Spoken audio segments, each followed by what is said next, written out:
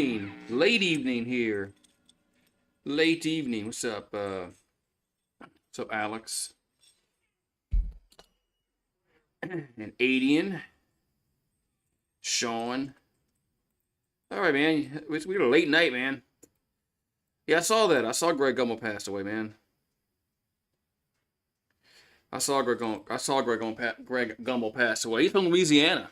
So, all right. They said this game is going to be on the ESPN app because the other game's going long, and ESPN app still says it hadn't started yet. So, uh, I don't know. I hate the ESPN app. I hate it with a passion. I hate it when LSU baseball because it always buffers and it gets distorted sometimes. I hate the ESPN app. So yeah, they say 9:30. It says 9:30, and it says event has not yet started. So I guess we wait. I guess we'll play the waiting game till the game starts.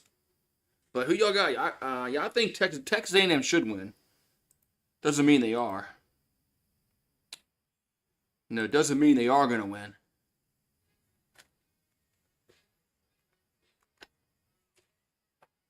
Yes, it's coming up next, the Las Vegas Bowl, USC versus Texas A&M. Also on the ESPN app. You go to the ESPN app, it says the event has not started yet. So I am going to bet on Texas A&M.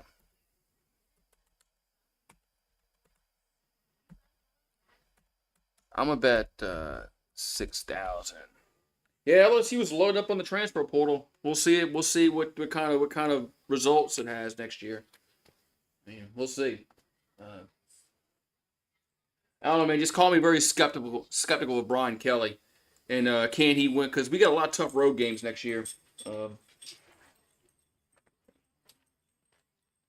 got a lot of tough road games next year. I know Oklahoma looked like shit today, but we still got to go to Oklahoma. We got to go to Ole Miss. We got to go to Alabama. We got to go to Clemson. We got to go to Vanderbilt. I mean, look at Vanderbilt today, man. Is Pavia coming back from Vanderbilt? Yeah, Vanderbilt might not be a pushover next year again. So LSU has a tough schedule next year. Very tough road schedule. Well, hello, Marie. I know he's out there aggravating the shit out of you. That's why I got the bark collar on. How's Rue? He's all right. He's aggravating Marie. Go figure. He's aggravating Marita. Well, it says this game's coming up next, but it's not on the ESPN app. It still says the event has not started yet. So why can't they put this on ESPN2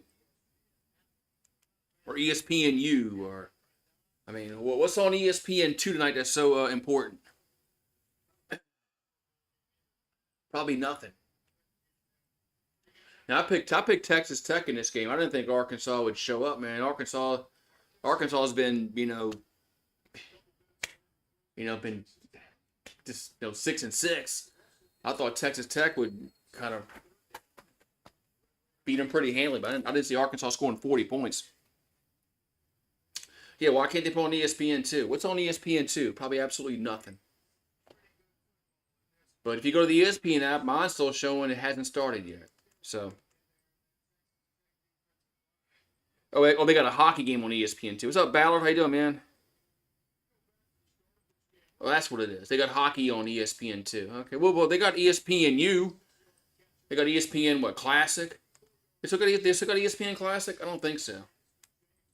What's up, Ballard? How was your Christmas? And New Year's is coming up. Hope it's not cold and wet on New Year's. It was raining on Christmas here. Oh, the Saints game? Oh yeah, that was fun, wasn't it? That Saints game was fun. 34-0. I didn't think they were gonna beat Green Bay, but I thought they'd play a little better. Pelicans lost again. Did they lose yet? I know they were losing to Memphis. I don't think I got the alert yet about did they lose yet. But Pelicans lose? Did they lose yet? Yeah, they did lose.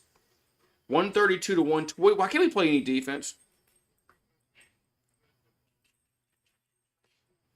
The Pelicans scored 124 points, but they gave up 132. I thought Willie Green was this defensive guru. Our defense is horrible with the Pelicans. It's awful. All right, well, this game is ending. So Arkansas is going to kneel it down, and this game is going to end. So good. Now we'll get to the nightcap. They need any kind of defense. They have no defense. It's sad that their defense has just been all year just been bad. Of course, Zion's fat. He can't play. Ingram is whatever. What did Ingram do? He hurt his ankle about 2 months ago.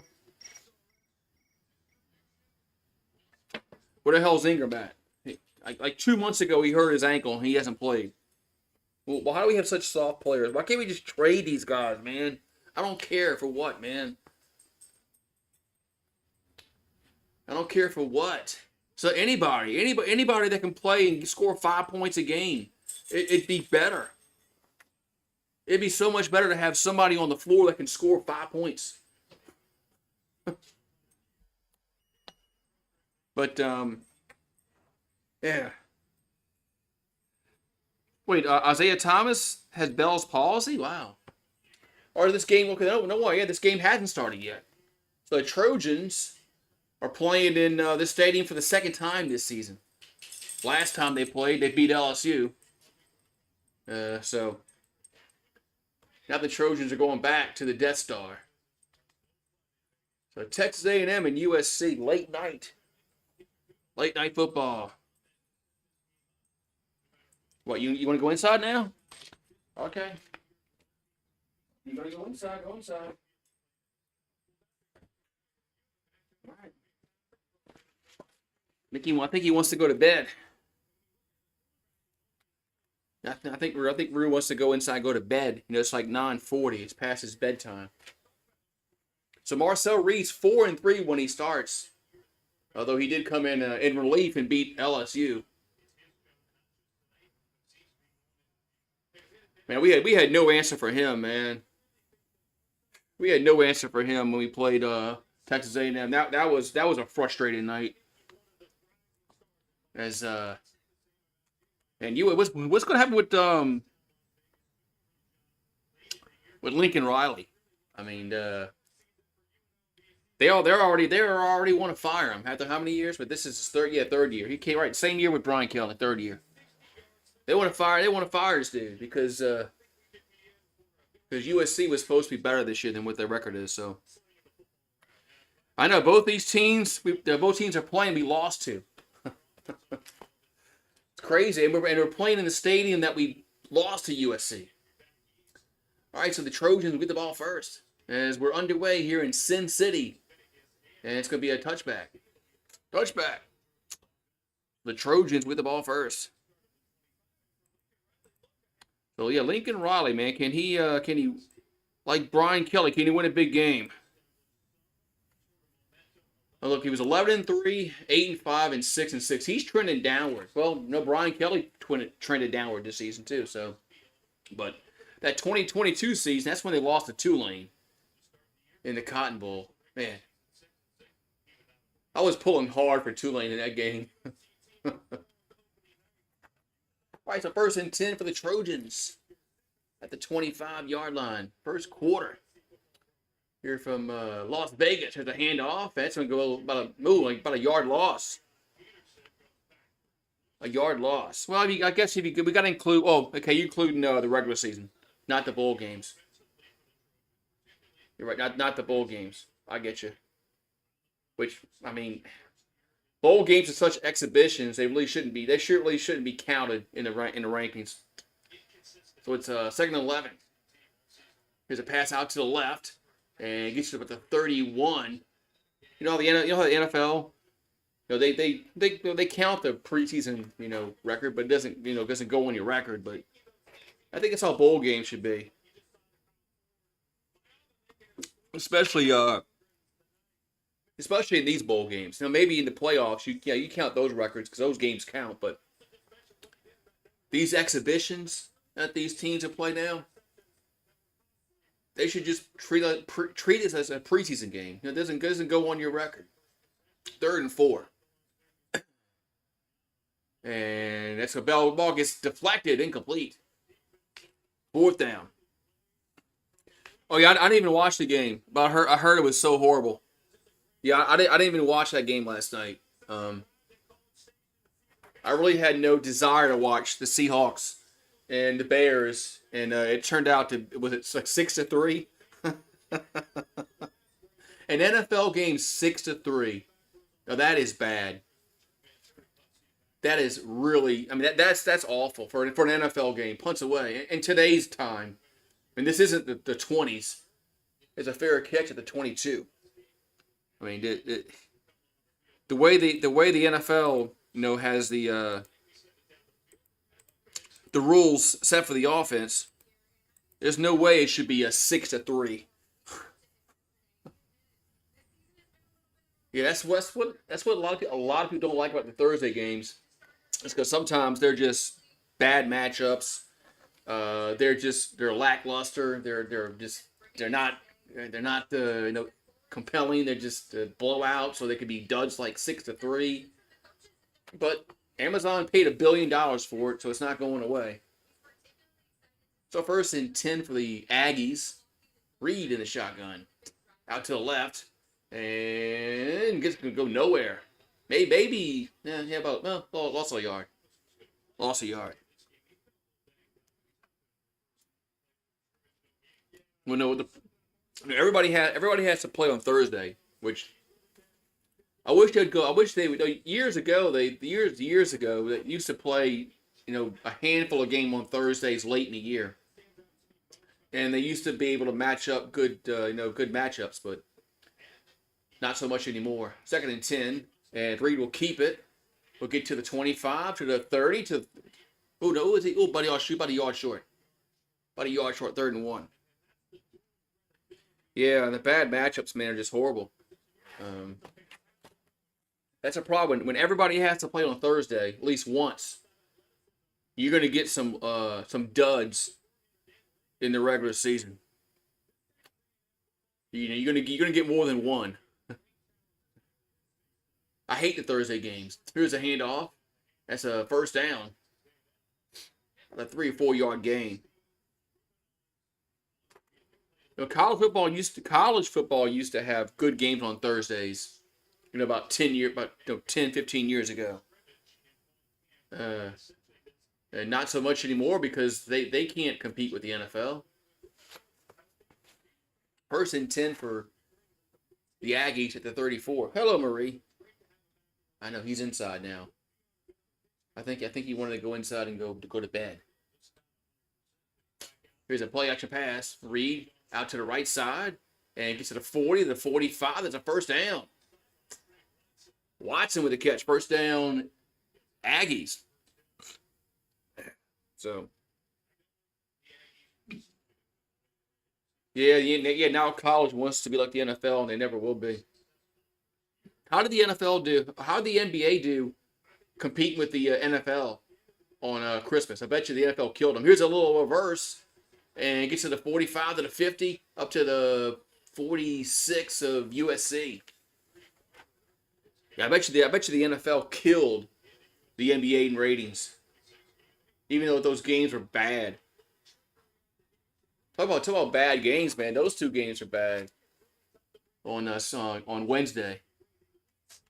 Wednesday football. It's Wednesday. 2nd and 2.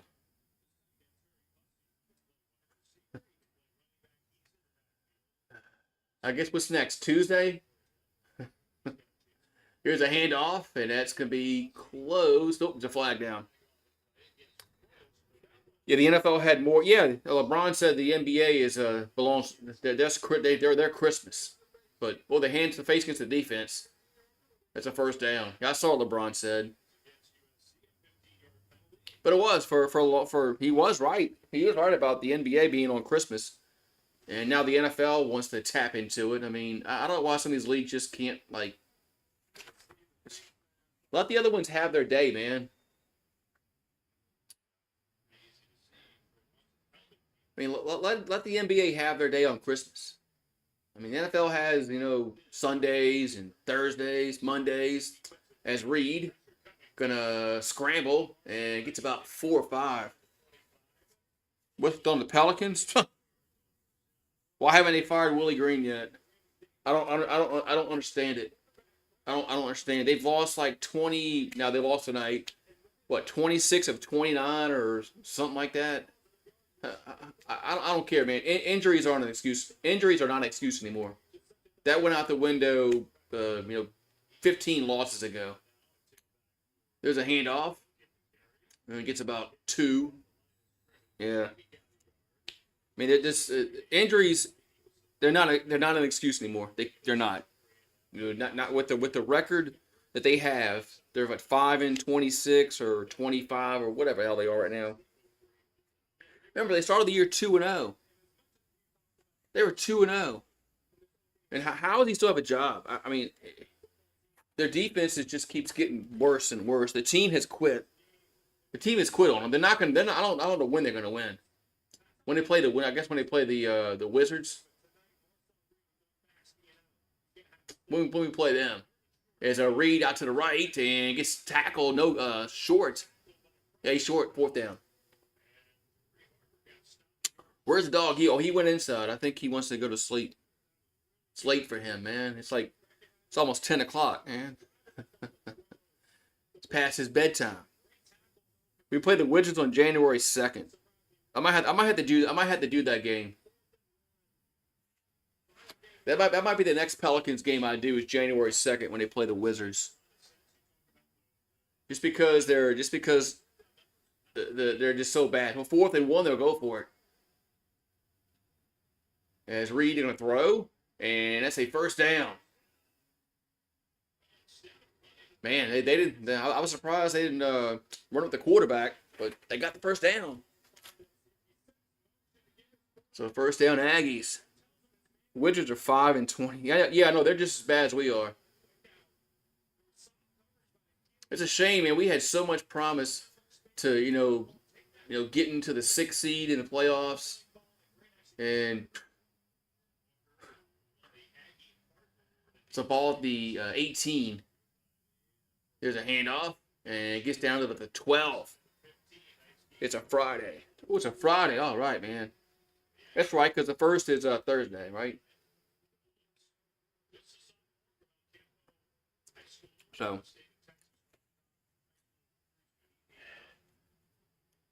2nd and 5.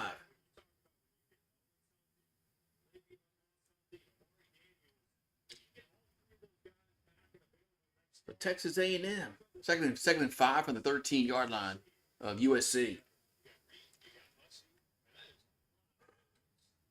There's Reed looking to throw, and could be incomplete.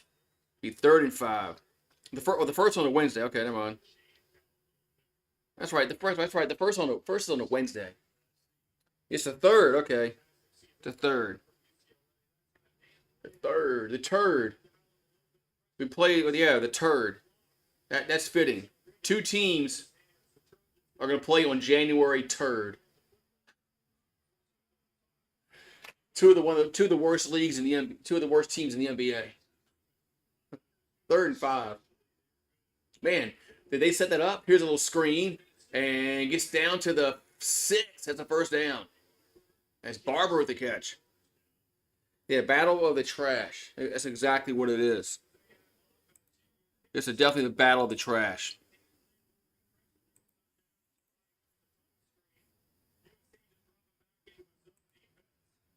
Battle of the trash. Exactly what it is.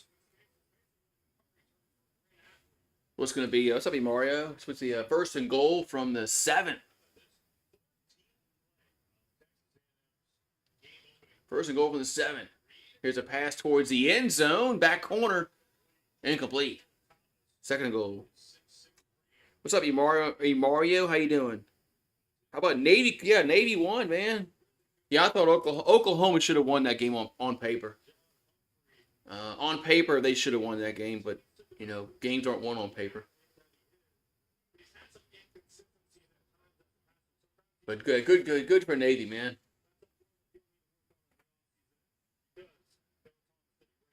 It's always good to see the service academies, win bowl games. I'm just glad they weren't playing LSU. Then I have to pull against them. Second and goal. There's Reed. Gonna toss him to the end zone. Another incomplete pass. Third and goal. What's up, Randall? No, this game's in Las Vegas.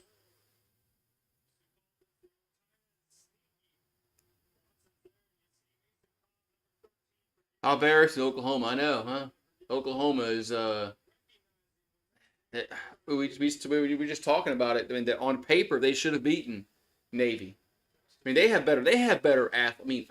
I know Navy don't play that kind of offense to run with Oklahoma. As Reed throws towards the end zone, touchdown. So A&M scores their first possession. Thomas with the catch. Noah Thomas. But I'm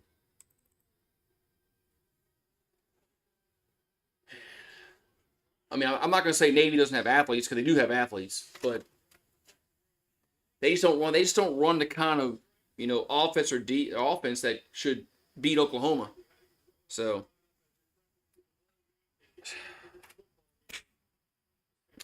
yeah, the Canes. Yeah, I saw the Canes fire their coach. Why can't the Pelicans fire their coach? Extra points, good.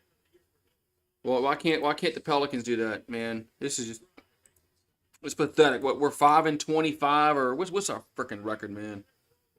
So freaking mad at the goddamn Pelicans, man. I just don't care anymore. 5-20, so we're 5-27. We're worse than I thought. And we were 2-0.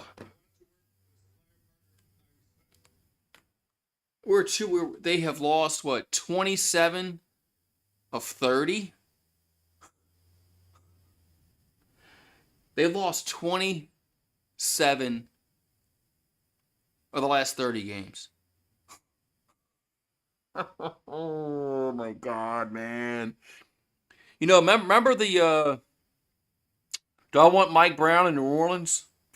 He can't be any worse than Willie Green. Remember the year before we got Chris Paul? I don't know if y'all old enough to remember that, but the year before we got Chris Paul, Pelicans won like 18 games. They were utterly awful, but they actually were fun to watch because they played hard in a lot of games. This team is just doesn't. It's not fun to watch. Not fun to watch at all. They had like Dan Dickow. They had Jackson Vroman. They had a bunch of players that were like in the I guess you would call it the G League. But man, we were awful. We were awful. But they played hard. They were fun to watch. No, they didn't. They just didn't. They didn't take games off. They lost. They lost a bunch of games. But this team here this team with the Pelicans, man, they've quit on them, man. They quit. They have totally quit on Willie Green. They've quit. I kind of feel bad for him because he quit. They quit. They don't play for him. Just like they didn't play for Dennis Allen. They quit on him. So you got to fire a coach, man. So yeah, Mike Brown wouldn't be my first choice, or maybe my second choice, a third choice, but give me a choice between Mike Brown or Willie Green. I might take Mike Brown. So I'm thinking about going to the Sugar Bowl. If the tickets have been going down for the Sugar Bowl. If they keep going down, Maverick and I might go to the Sugar Bowl on the first. You got to figure parking's probably going to be, 50 or it's going to be more than that, man. Parking in the Dome might be 50, might be $70, but whatever, man.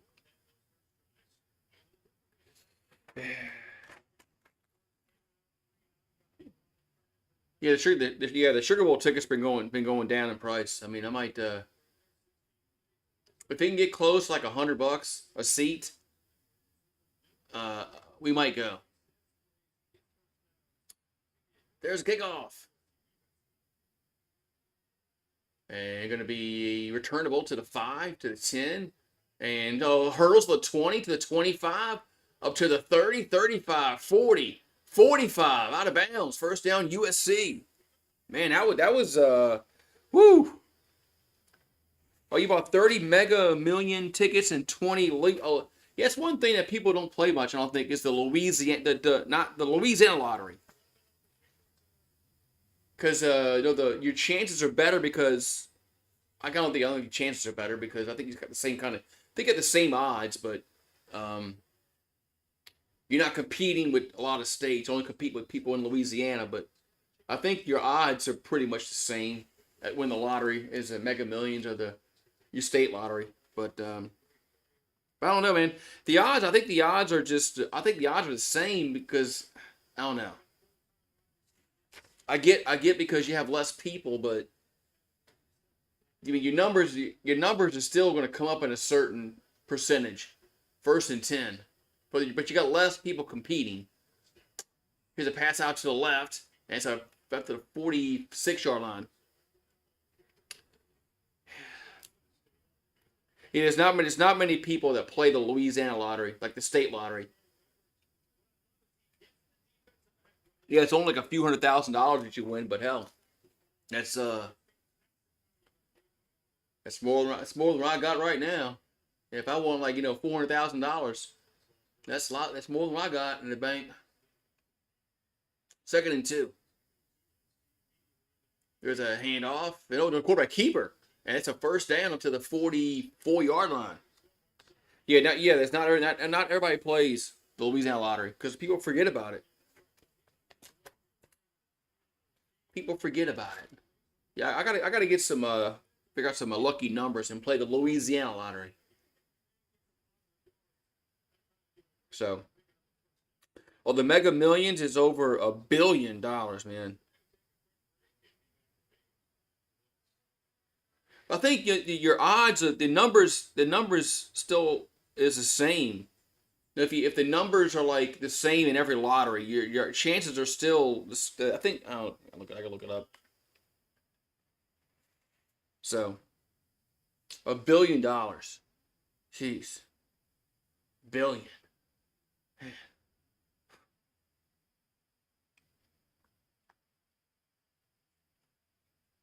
And the numbers can only come up so often. So if they still have the same numbers in all the lotteries, I think your chances. Man, I know your chances are the odds have to be very similar. Wait for the battle of the trash on January 3rd between the Bullets and the Pelicans. Bullets. Can we still call them the Bullets? Is that against the rules?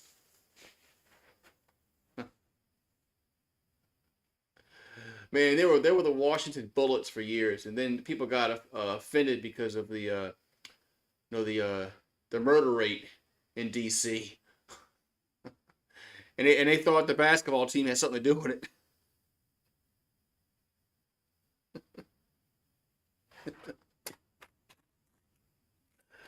Yeah, the basketball team being named Bullets had no bearing on the murder rate in D.C.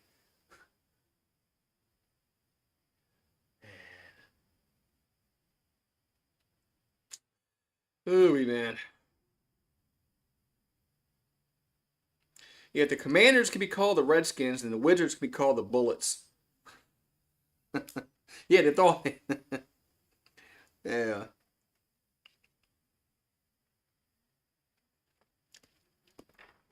the Bullets. Yeah, yeah, that's back when he had. Didn't no. Who played for them? Who played for them back in the '80s? Shit, who am I thinking of? God, gotta look it up. It's gonna bother me.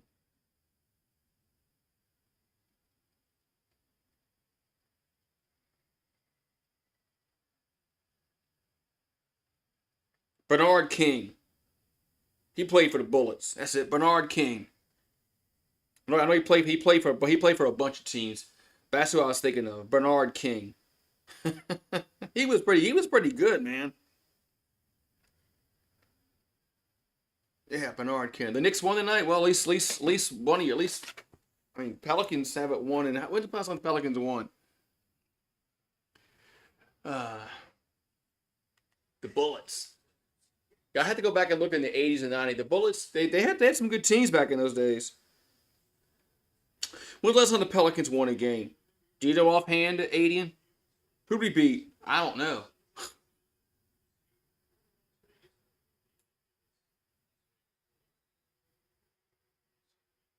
Oh, we beat the Suns back on December 5th.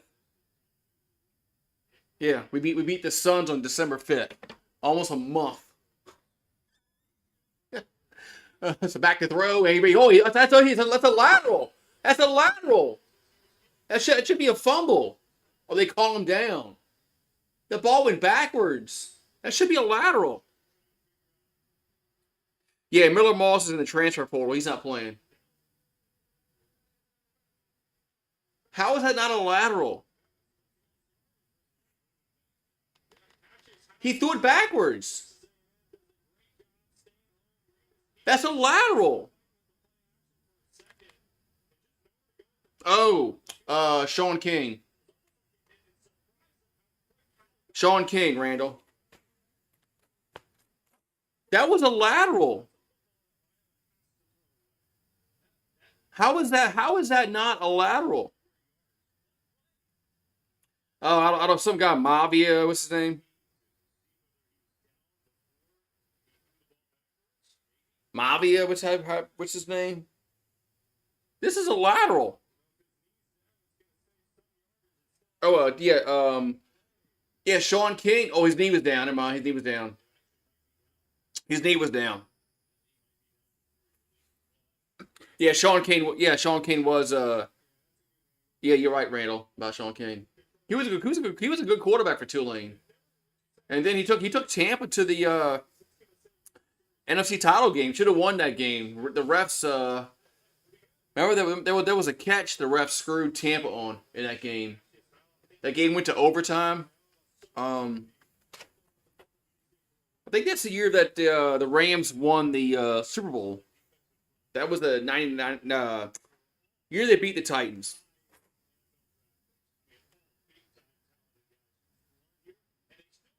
There was a catch that I don't know. I haven't been paying attention, Mario.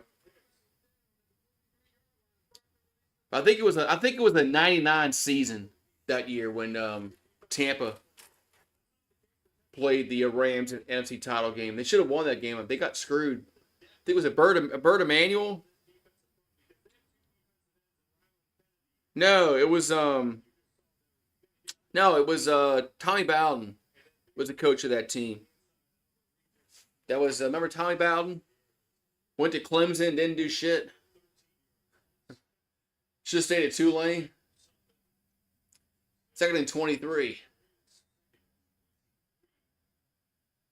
He's a pull out to the left and get to the midfield and to the 48. Be third down. Good to see that Summerall staying, but I saw Tulane lost their running back to the transfer portal, which I'm not surprised. That guy's pretty good. That guy, Makai Hughes. Man, if LSU didn't need if we needed a running back, he'd be. Brian Kelly should have been on the phone, but we don't need a running back really. What we got coming in. But if we needed one, that Tulane running back, I would go get him. 3rd and 14. And I told you, your ball gets knocked down incomplete. Whew. Yeah. Syracuse is playing? There's another ball game on? Yeah, we have enough running backs, man. But if we didn't, that guy Hughes, I like him a lot, man. If when he comes out in the draft, I want the Saints to pick him. What channel's the other one on? What in '99 punts away. That was Florida State. Remember they played Michael Vick in the Superdome. Fox. All right, thank you. I totally forgot another fucking game on. They played Michael Vick in the Superdome in the Sugar Bowl. Okay, they got the fourth quarter. Boy, this what bowl? What freaking bowl is this? Oh, this is the Holiday Bowl. Oh man, this bowl game used to be really good when it was played in Jack Murphy Stadium. It was always a Big 12 team versus a Pac-12 team, and there was never 40 freaking bowl games, so it was always a good matchup. Texas would play USC or something like that, and now you got Syracuse and Washington State. Yeah, the old Holiday Bowls were good, man. Are they playing? They got to play in. Oh, they playing. I thought they played in San Diego. They moved it from San Diego. Oh man, yeah, Holiday Bowl was always in San Diego. They played it in where the Chargers used to play, that Jack Murphy Stadium, but that stadium ain't there no more. So, yeah, Vic was unstoppable that freshman year. Well, who won the Heisman that year? I can't remember, but they weren't going to give it to a freshman in those days. A freshman winning just was not going to happen. It's still in San Diego. They must be. Are they playing it where the Padres play? Where else could they play this game?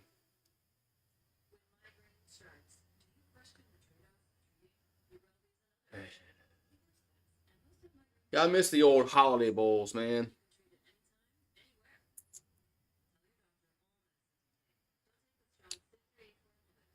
Oh, Snapdragon Stadium. Ron Dane won the Heisman that year. That must be that's where San Diego State? Is that them?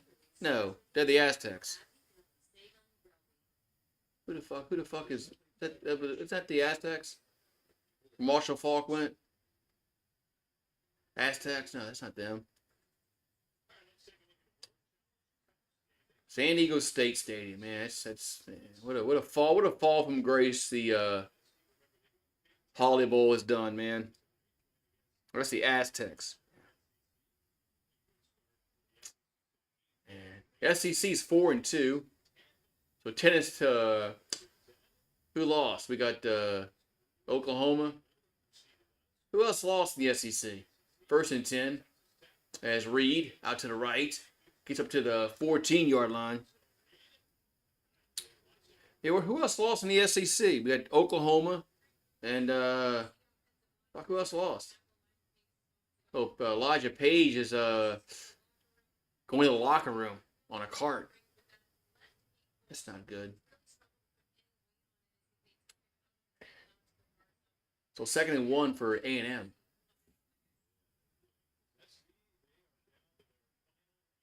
Here's a pass out to the right. It's a first down, the 23-yard line. Looks like this might be might be one of those games where it's a blowout. Yeah. Tongue tied. Yeah, they got Ron Dane. Yeah, he didn't do shit in the NFL. Yeah, he didn't do jack shit in the NFL. 1st and 10. Play action to the left. And it does a fumble. And they call incomplete. Incomplete. That's not a bowl game, though, right? They're counting that. They're counting. They're counting the playoff game as the bowl challenge cup. Why would they do that? It's not a bowl game. I guess okay. They count Tennessee. I mean, I guess they're counting Tennessee that the playoff game is a bowl game, which it shouldn't.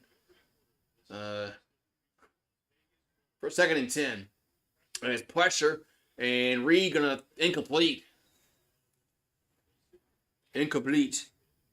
Yeah, I mean, yeah, I know Tennessee lost, but I didn't think they would. Well, I don't know why they would count them. That wasn't the bowl game. Even if Georgia loses the Sugar Bowl, I don't think they should count that. That's playoffs. It should be different than these little exhibition games we got going on right now. 3rd and 10. The playoffs should be separate from these games. I don't know. So 3rd and 10. As Reed gonna go deep down the field and it picked off. Picked off around the 45-yard line. That was a bad throw. Yeah, I know Tennessee lost, but that wasn't the bowl game. No, Texas Tech is still in the Big 12. I mean, one day they might be in the SEC. Who freaking knows? But as of right now, no, they're still in the Big 12.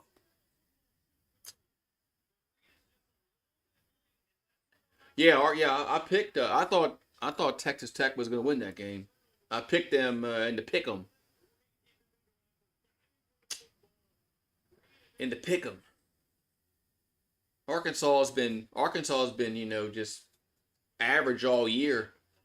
I thought Texas Tech would run away with that game, but with all the opt-outs, man, it's hard. It's hard to know who's playing, who's not playing, who's quitting, who's playing, who's going to the NFL, who's going here, who's going there. It's hard. Any degenerate's going to bet on these bowl games, man. Heaven help you, because you have no idea what mindset these teams are in. Do they want to play? Do they want to be there? 2nd and 6, and scrambling around and looking deep now. Going to be incomplete. Who is he throwing a football to? 3rd and 6. 3rd and 6. Man, this quarterback looks kind of doesn't look too good. We got the Fenway Bowl tomorrow. Then you got the Pinstripe Bowl, the New Mexico Bowl. And they got the Pop-Tart. I'm looking for the Pop-Tart Bowl. That's the next bowl game I'm doing is a Pop-Tart. 3rd and 6. I might go buy some Pop-Tarts for that bowl. 3rd and 6. And it's going to be incomplete. 4th down. I need to go buy some Pop-Tarts.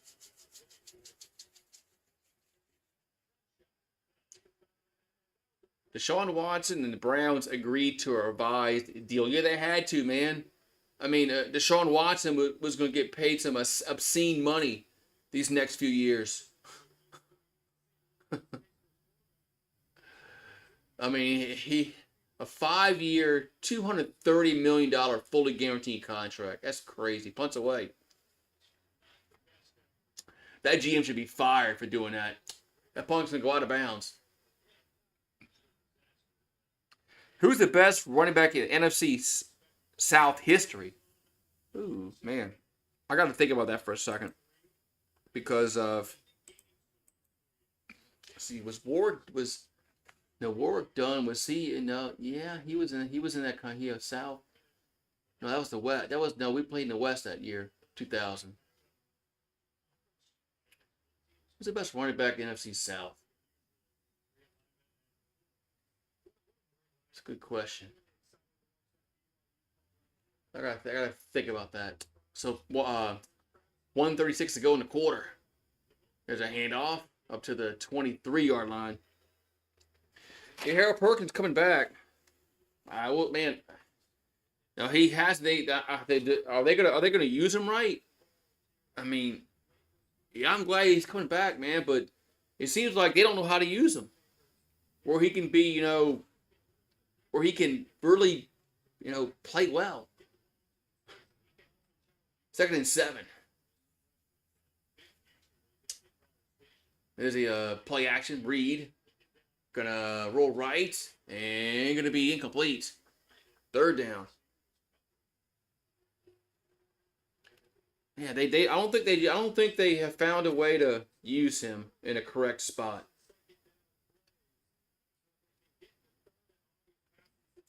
Who's the better making NFC South history, man? Damn. I mean,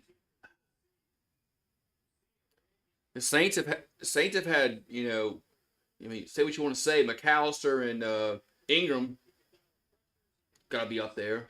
Third and 7. Now, Marshall Falkwood, that's when we were in the NFC West, I believe. Here's the deep ball right side. Going to be caught at the 35-yard line. That's Walker, first down.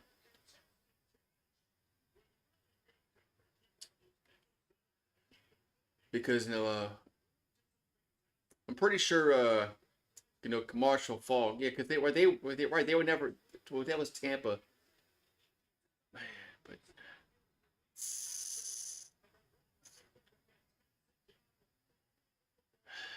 so first and 10. Ball to 37. Reed scramble around and get up to the 31-yard line out of bounds. That's a good question. I had to go back and look, man, because the NFC South has only been around for like about 25 years. I think, was it 2000? No, it was it was after that. Well, it was like 2002. I think 2002 was the first year of the NFC South. So it hasn't been around that long. So, all right, into the quarter, 7-0 Aggies.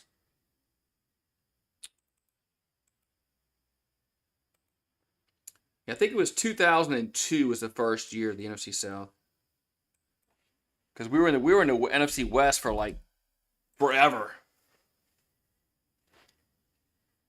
I think Dylan Gabriel was transferring to A&M. That's the guy. Wait, isn't he with Oregon? How's he transferring? Fuck, man, these fucking players, man. 2002, okay.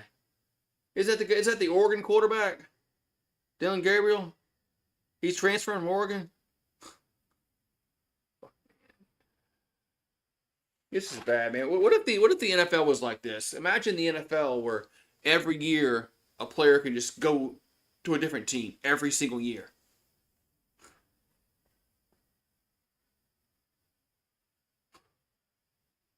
Imagine that. Imagine the NFL. Imagine the NFL like that. Like Pat Mahomes can go to the Chiefs, then to the Bills, then to the Ravens, then to the Bengals. He can just flip around, man. Every year go somewhere else and win a Super Bowl with this team and that team, this team and that team. Imagine that shit, man. Oh, I know who you're talking about now. I know who you're thinking about now. That's like, wasn't it a guy from I think the guy from Washington State is going to Oklahoma. Is that what it is?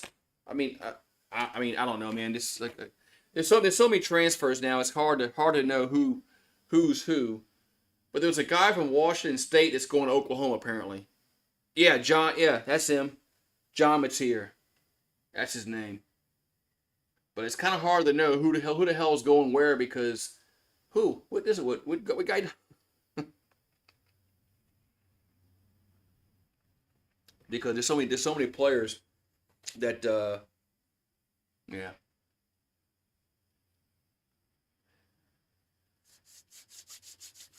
That's why you have to hit, man. That's why you have to hit on the transfer portal because you have to get lucky. Like LSU's trying to get lucky next year. They're trying to hit on the portal and get a bunch of experienced guys where they can win a championship. There's no longer where you recruit and the guy stays 3 years, with your team, and it's gone. Those days are gone. They're gone. They'll probably never come back. They'll probably never come back. You'll never see somebody stay 3 years with the same school anymore. Oh, Monday is San Francisco and Detroit. Detroit's gonna kill them, man. Detroit's gonna kill San Francisco. Oh, there you go, Mike Allstott. That's a good choice there, Randall. Mike Allstott. Almost totally forgot about him, man. That dude was he was good. He was good. That's back when they used fullbacks. 2nd and 4. There's a handoff and gets up to his helmet comes off. Gets to the 25. Should be a first down.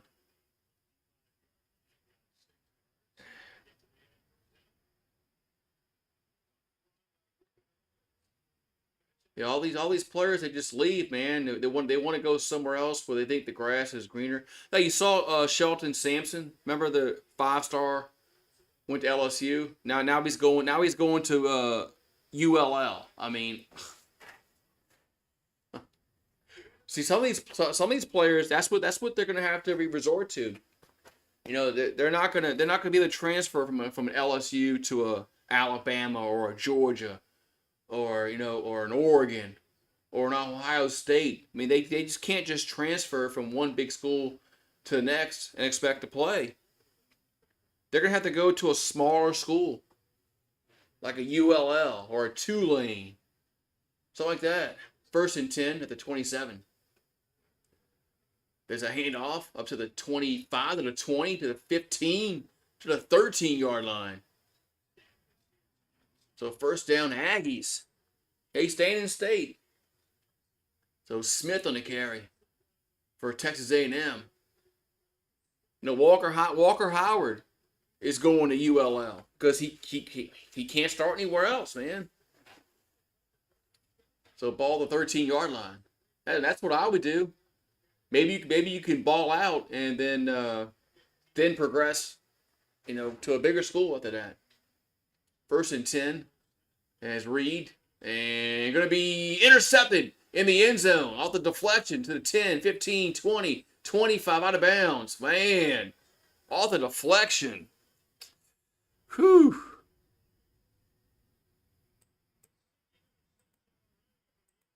Man, tip drill. And supposedly prime time is staying. Man, I think if he was going to leave, he'd have left by now. But this play on the return, huh? Yeah, if you want to transfer from one big school to the next, you better be really good. You better have put up numbers.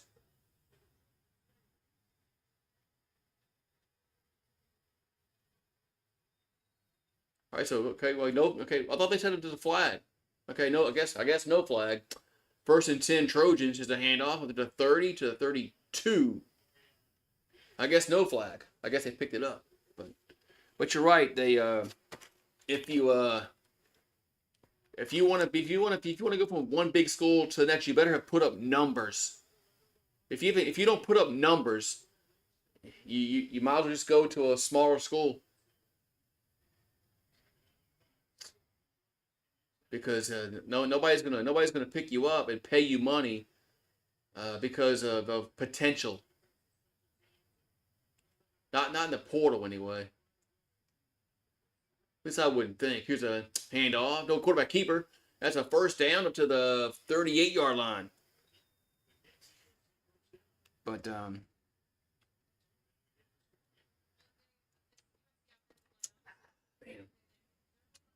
So 1st and 10 here for USC. They'll have it at their own 38. Yeah, Rue went in, so I guess Rue went to sleep, man.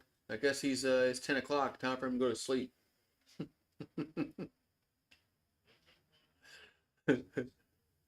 Here's a play action pass. And deep ball going to be in. Oh, almost should have been picked.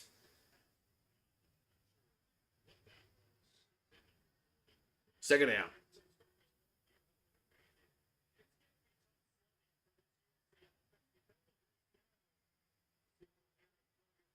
Yeah, he's lucky that pass wasn't picked off.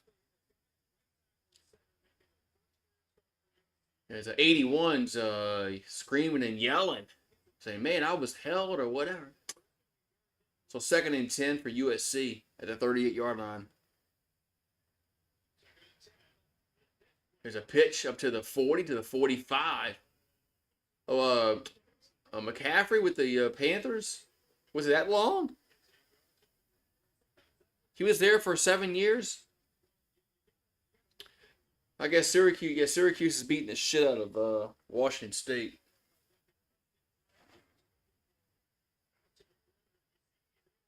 Hopefully, I'll pick Syracuse in that. Hopefully, I'll pick Syracuse in that game.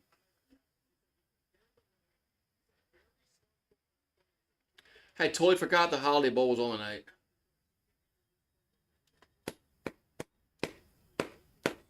What's up, traveling fools? Remember getting in the house? Yo, yo, yo, yo, yo, man! I had a good time with your had a good time on your trivia the other night, man. I surprised myself. I kind of knew more questions than I did. I was like, man, I knew some stuff.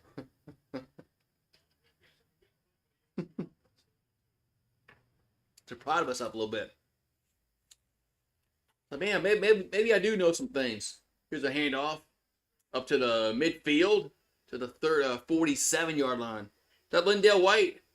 That's 21. Was that Lindell White's number?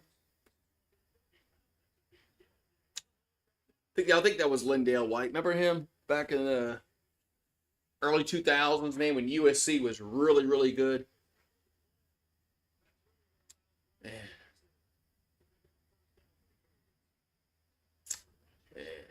So 1st and 10 for the Trojans at the 47 of A&M. There's a handoff of the middle of the 40 to the 35. That's another first down. Another first down. Somebody came on the field. You mean like a fan on the field? How about a fan? Teoscar Hernandez back with the Dodgers. Man. Baseball. When's baseball gonna get like a true salary cap? Here's that's offsides and go deep and complete. That was a free play, but yeah. Should be 1st and 5. But traveling fools, yo yo yo yo, remember gang. So it was offsides against the defense. That was 1st and 5. Oh, okay. I thought she was like a fan or something. Like, wait, a fan came on the field? Did I miss that? Yeah, USC was a powerhouse on the Pete Carroll. Yeah, they were cheating. I mean, like everybody else was cheating. I mean, everybody was cheating back then. Even Nick Saban and LSU was cheating. Here's a handoff. No, it's a quarterback keeper. He's gonna throw it. Oh man, it was a horrible throw. He had a guy open, man. That would have been a touchdown. That should have been a touchdown. God, man, this quarterback, he isn't that good, man. I mean, he had 8 open. That was a bad throw, man. Yeah, everybody was cheating back then, man. LSU was cheating. USC, Miami, Ohio State. Here's a little screen. And it gets to the 25, the 20, 15, 10, 5. Touchdown, Trojans. So USC, Jacoby Lane, touchdown. Yeah, they benched Miller. Didn't they bench Miller Moss? Wait, Gleyber Torres is gone for the Yankees? Oh, that's good for the Yankees. Where'd he go? Did you trade him or did he just not resign? But yeah, Yankees needed to part ways with Gleyber Torres. But Yeah, where's Melo Moss transferring to? I don't know if that's been has that been set yet? Has he found his home? 7-7. Oh, he's going to Detroit.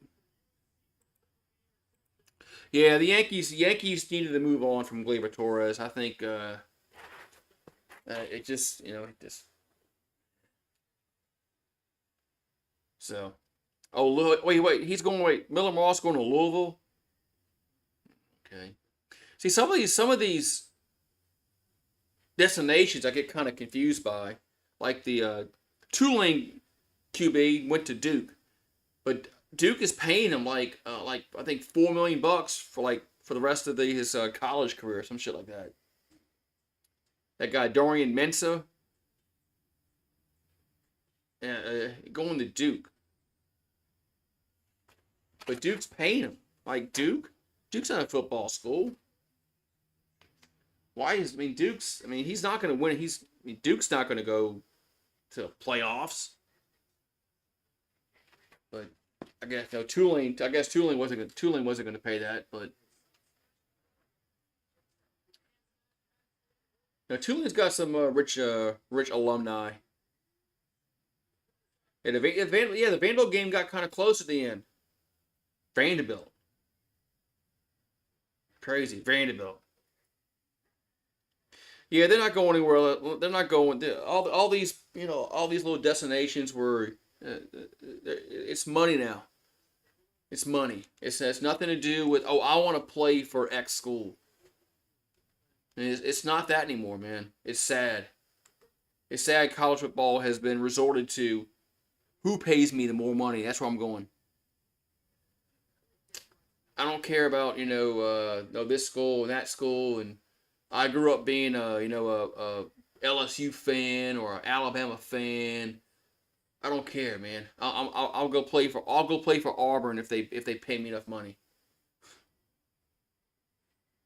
It's sad, man. It's sad what they have just resorted to, man. But you know, so I have no problem with these players getting paid. I have no problem. I have no problem with that. Um, I think the transfer portal was a bigger issue than these players getting paid. But I mean, how can you can't sign contracts. I mean, there's no contracts in college football. There's no CBA, and there's no players union. You can't. Some people don't understand that. You just cannot just say, "Well, sign a 2-year contract." What contract? There is no. There's no players union. You can't do that.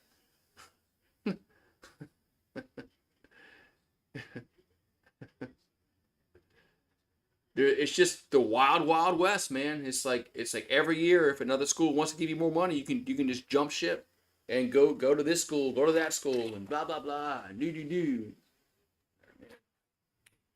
All right, so 7-7. That's good. Maybe we got a good game here going on. All right, well, there it goes. My TV went dark for a second. Good job, ESPN. Touchback.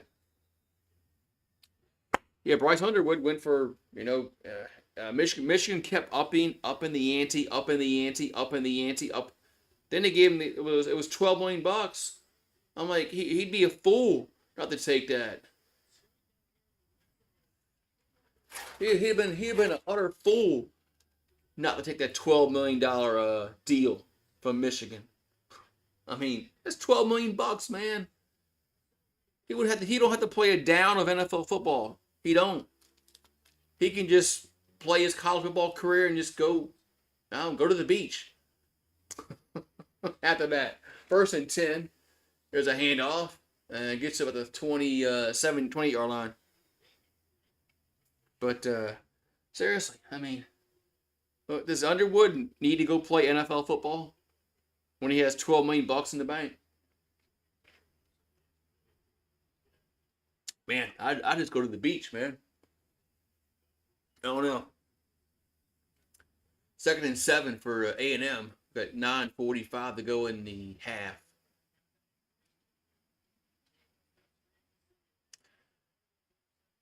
It's the ball at the 28-yard line. As Reed gonna dump it out to the right and get to the 33-yard line. And what's gonna happen when some of these college players when they they've already ruled that the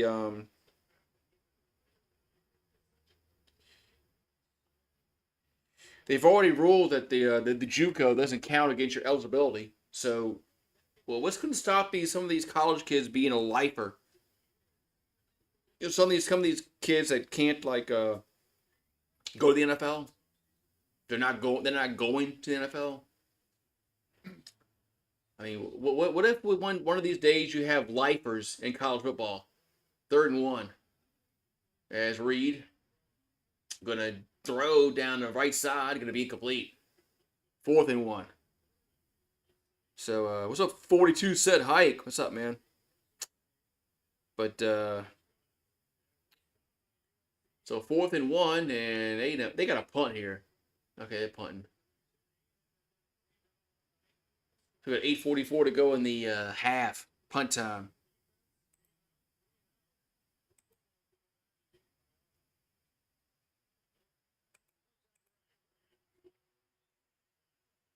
So 4th and 1. Punt time.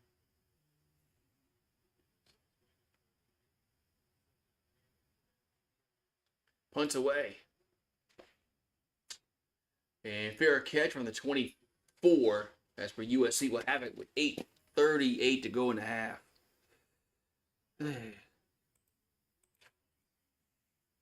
Las Vegas.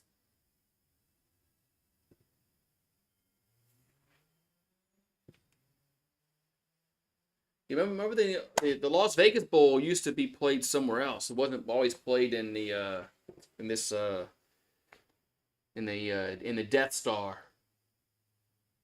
But it's kind of cool that they put it there.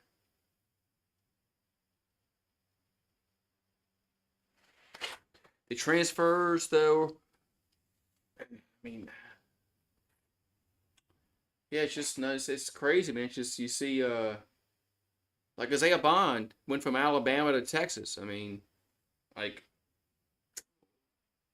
you that wouldn't have happened, before open season in college football.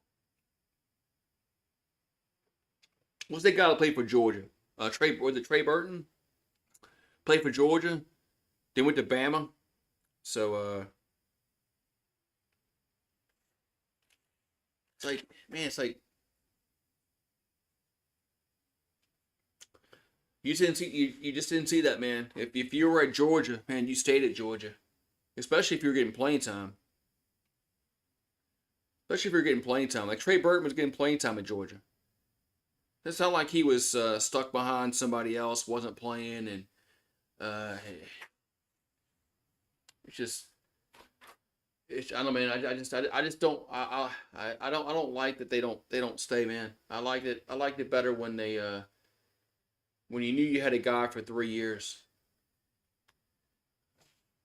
Maybe they need to cut the rosters. Everybody, they remember how they know how they talk about they want to expand the scholarships like 105 or some crap like that. How about cut the scholarships? That way, I mean, players will play with teams, and maybe they won't transfer when they're playing. I don't know. Oh, Jermaine Burton. That's it. Thank you. Jermaine Burton. Thank you, Adian. Who's Trey Burton? He played for. I think he played for Florida. I think Trey Burton played for Florida. But I don't know. I think they should cut the rosters down. Well, the NFL has what, 53?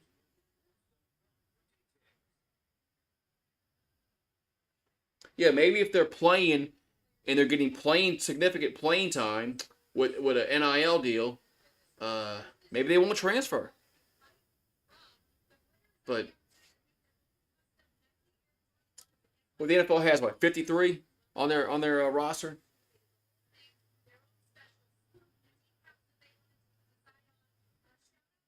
So instead of maybe having 103, I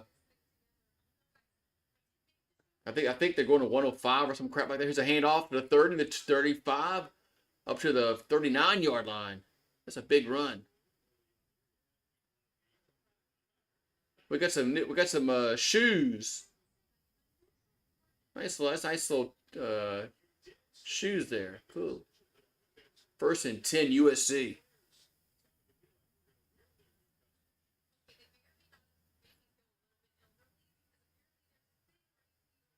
And maybe you can get walk-ons to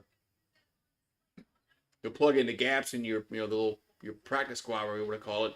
Another handoff up to the 48-yard line. You can get walk-ons that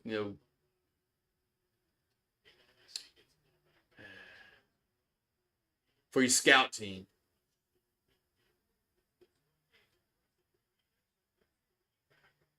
Like the NFL team has, you have players in the practice squad.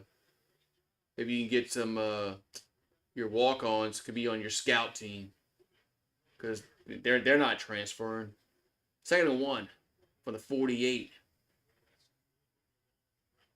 There's another handoff. That's a 1st down to the 49 of A&M. Yeah, C.J. Daniels. He's going to Miami. I liked him though. He seemed like when he was in the game, he caught everything. So, with Kyron Lacey, no dropping shit. It was a welcome sight having a guy that can actually catch the ball. But 1st and 10 USC, and catch over the middle of the 40. And you got to go forward, dude. And gets to the 38-yard line. That's a 1st down. What's up, Cool Drummer? They lost 2 to Ole Miss. They lost with Sage Ryan and then Deshaun Womack to Ole Miss. So, look, I don't think Sage Ryan was as bad as LSU fans make him out to be. And Deshaun Womack just... I think he just got stuck behind talent. 1st and 10. There's a play action pass. Going to go intercepted. It's a horrible throw, man. Double coverage. What a horrible throw. My God, man. I mean, it was double coverage. What a horrible throw.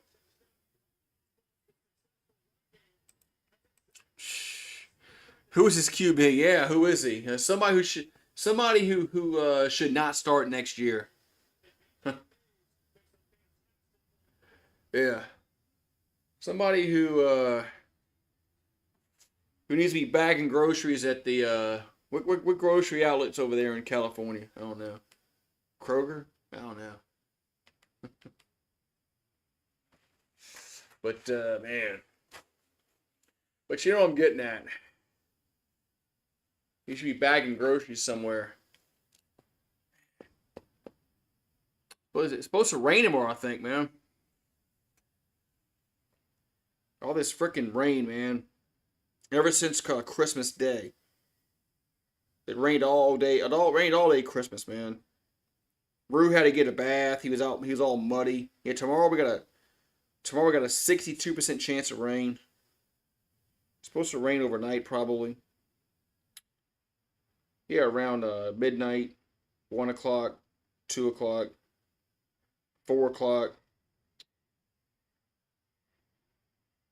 Wait, hold on. I'm sorry, that's afternoon. That's the afternoon. It's supposed to rain tomorrow. Not overnight.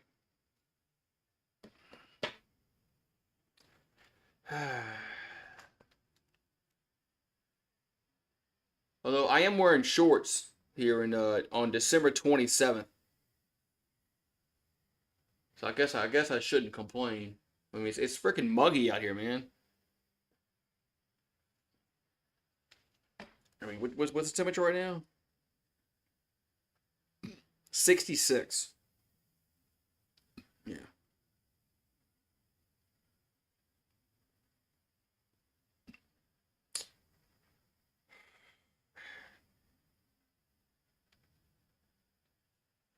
Yeah, USC fans. Yeah, they gotta go out and get one in the transfer portal.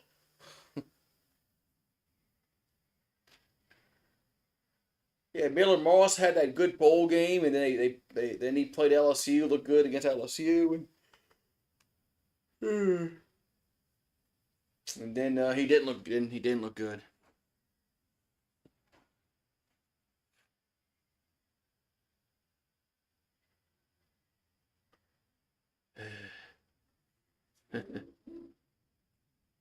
The portal closes tomorrow? Well, yeah, but then there's one after the spring games.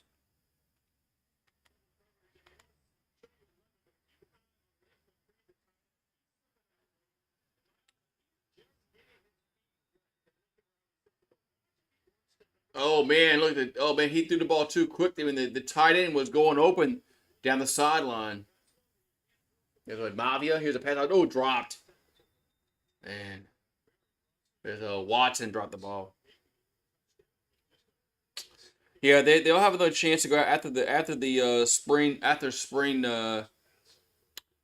games when but I don't know why the transfer portal can't open up till after your last game. Whenever your last game ends, that's when it opens up. 2nd and 10. Here's a pass out to the left, and it gets to the 30 to the 31-yard line. That's how it is for the playoff teams. Why can't it be for the bowl teams? Why can't you want to transfer after the bowl game and go somewhere else? Okay, you can transfer your credits to the next school, whatever it is. I mean, there's ways around it. I mean, shit. 3rd and 3. 5:20 to go here in this half.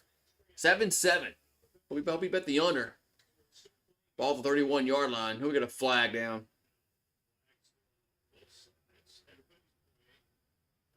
Of course, one side points to this side, one side points to that side.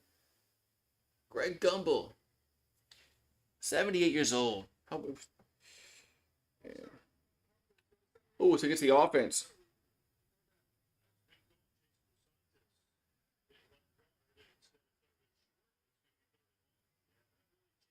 He's born in New Orleans. I'm about to say, yeah, he's born in New Orleans.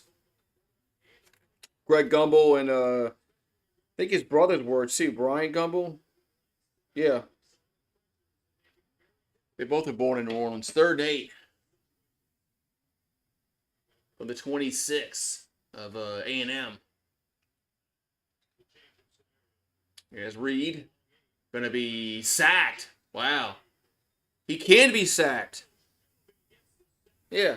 After the final game of your college football season, whenever it is, if you don't go to a bowl game, now if you don't go to a bowl game, well, it opens up then, Yeah. Okay. I mean, there's ways there's ways around it, man. People transfer to this school and that school, well, you gotta qualify for the credits and all that shit. I mean, there's always exceptions, man. There's always punts away. It's a very short punt up to the 39-yard line. So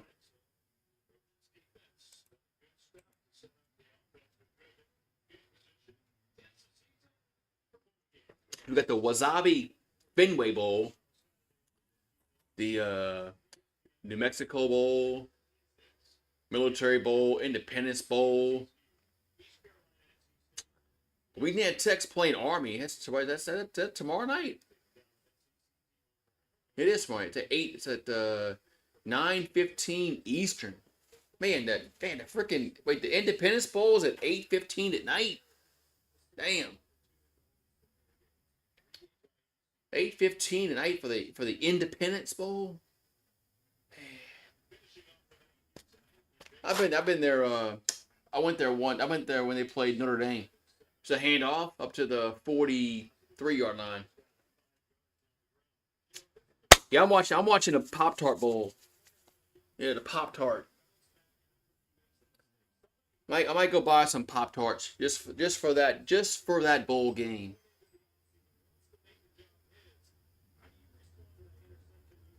I gotta check the Sugar Bowl tickets tomorrow. 2nd and 6.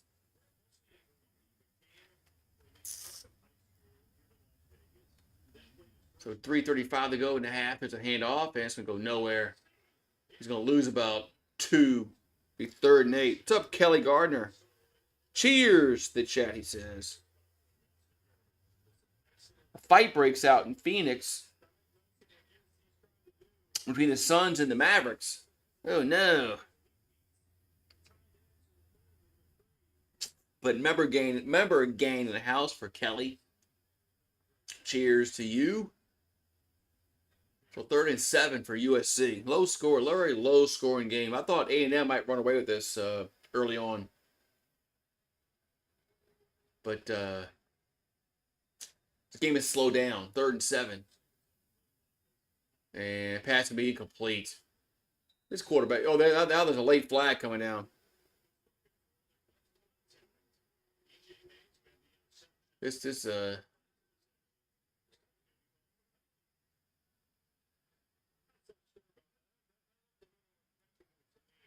quarterback for USC, man, just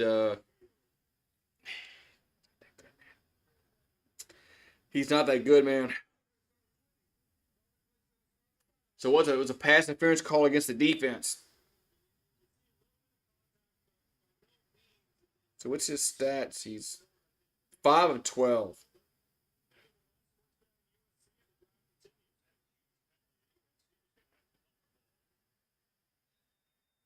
So what, Maeva? How you pronounce his name? Jeez, man. Just got off from the Utah hockey team. But okay, here's a runner pass out to the 44.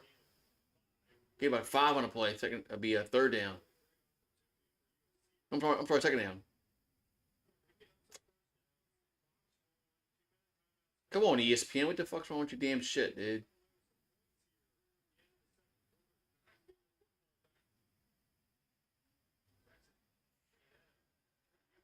All right, so 2nd down for USC, the 45 of A&M.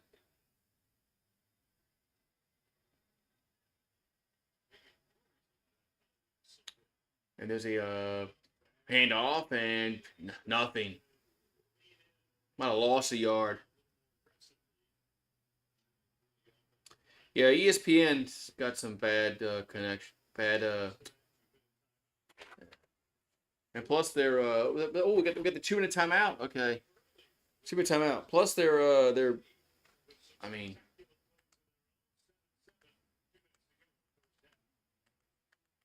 the best they do is 720, man. I mean they don't even go full high def, man.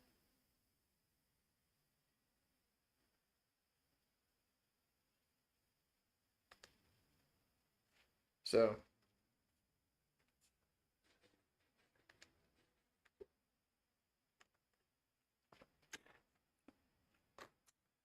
Oh, the Alamo Bowl tomorrow night.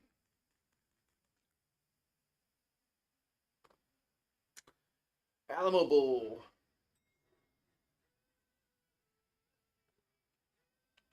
And supposedly, Colorado's stars are playing. You know, like Sanders and Hunter. Supposedly they're playing them tomorrow.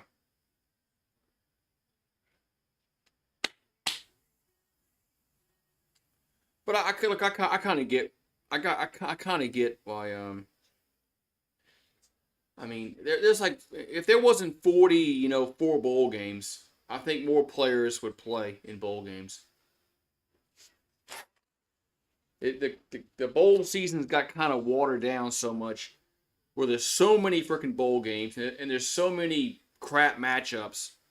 I kind of understand why they don't play, man. You know, if I remember when LSU played Michigan State in the Independence Bowl in '95, there was like 19 or 18 bowl games. Okay, you played in that bowl game. I mean, because it was a reward. You went to a bowl game, man. But uh, they need to drastically cut these bowl games. I mean,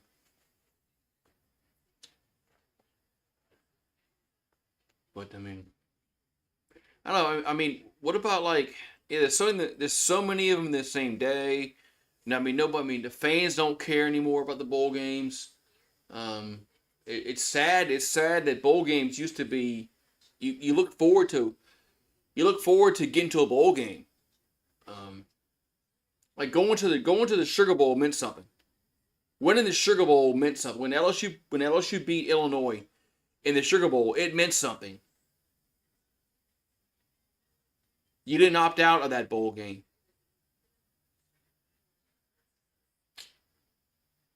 It meant something. The Sugar Bowl meant something. You wanted to go if you were in the SEC, you wanted to go to the Sugar Bowl. So just like Nebraska and Miami wanted to go to the Orange Bowl. So it's sad that bowl games have just become just you know bleh.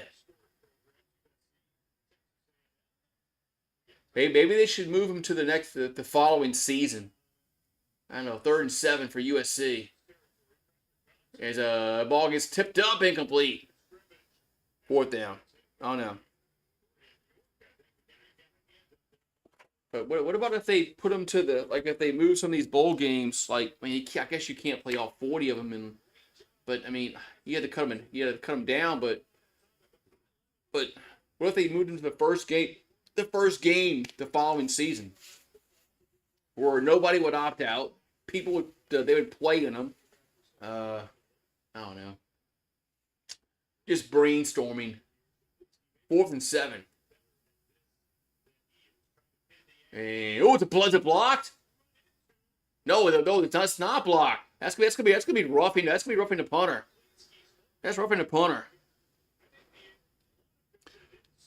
Yeah. What about they put like week 0? They want to make week 0 a thing. Let's put some of the. There's no way. There's no way he deflected that ball. Yeah. That's roughing the punter. I'm about to say, man, there's no way they blocked that. Man. Yeah, put them in week 0. Put these bowl games in week 0 and cut it. You gotta cut them down.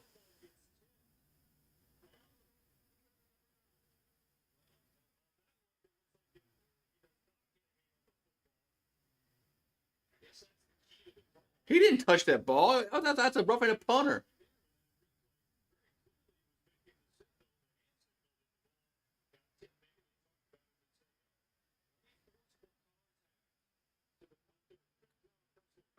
How did he not block that?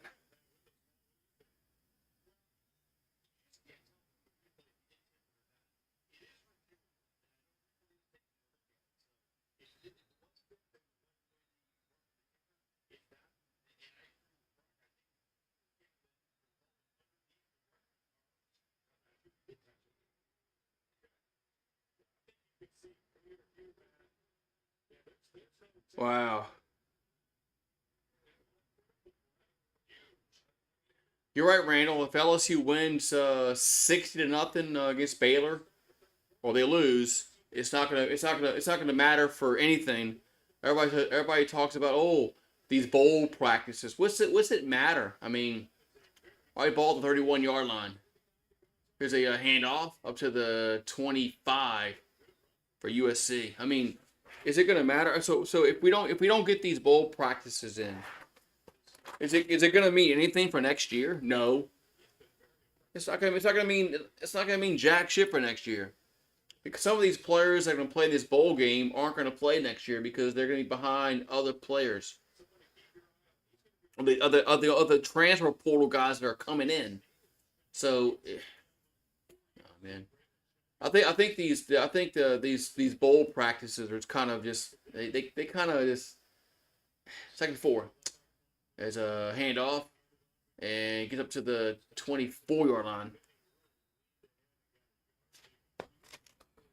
But I mean, I think they kind of overvalue these bowl practices of what it really means for the next year. I don't think it means jack shit, honestly.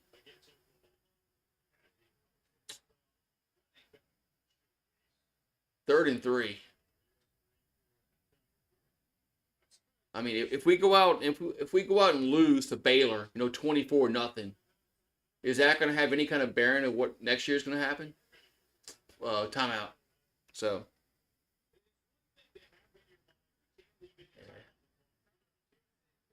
it's coach talk. It's coach talk about having bowl practices and getting guys that haven't played during the season, getting reps and all that, which is okay, but it's not gonna be a determining factor of how your season is next year, because they're gonna have all spring ball to practice and all fall camp to practice to get ready for next year.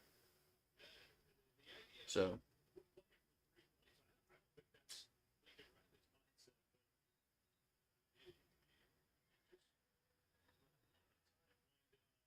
Wait, what's going on with Lincoln Riley? Where's he gonna go next when he gets fired from USC? Man, I'm glad we didn't get him, man.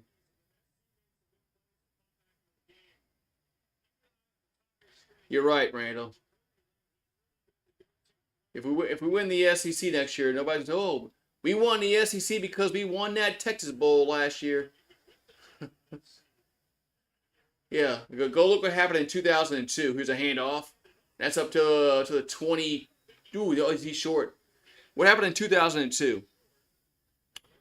We lost the Cotton Bowl to Texas. What happened in 2003? Yeah. What happened? Did that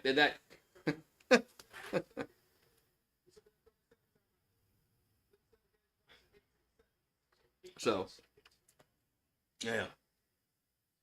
Oh yeah, he's down. He's short. He's short. Lincoln.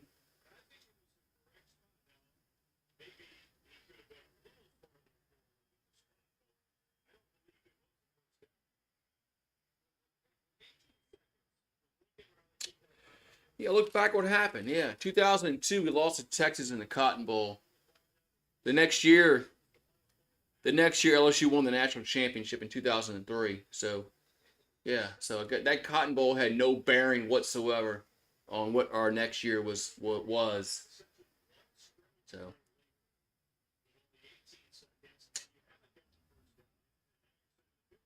I went to that Cotton Bowl when they lost to Texas. All right, so 4th down, and it looks like USC, the Trojans, are gonna try a field goal. 39-yard field goal, right in the middle of the field. And let's see, no timeout. Snap, kick up, laces are in, and I no good. Laces were in. Laces were in, Dan, no good. The laces were in. I saw it.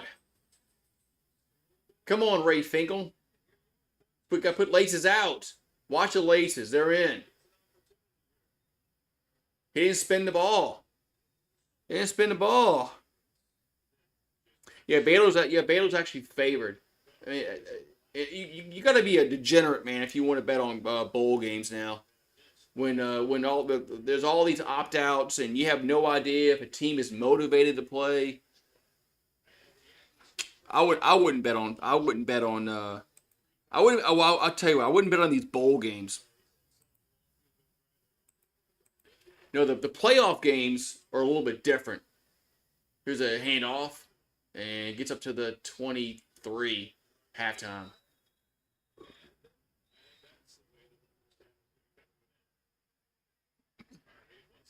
Halftime. So 7 the SRS district. Oh yeah, just called the Las Vegas Bowl, man. I remember years ago it was like the Sugar Bowl, the Orange Bowl, the Rose Bowl. Now you have all these sponsors. You have to put their name in it. No, it's the Las Vegas Bowl, man.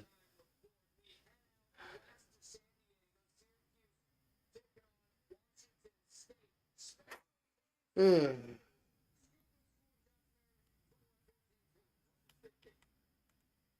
What if you tear your what if you tear your ACL in the Senior Bowl?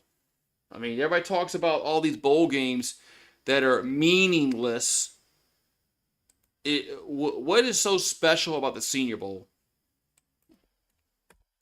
I mean, there's tape on every freaking player now in football. I mean, every game is on TV. Every game is on TV. So you can't say, uh,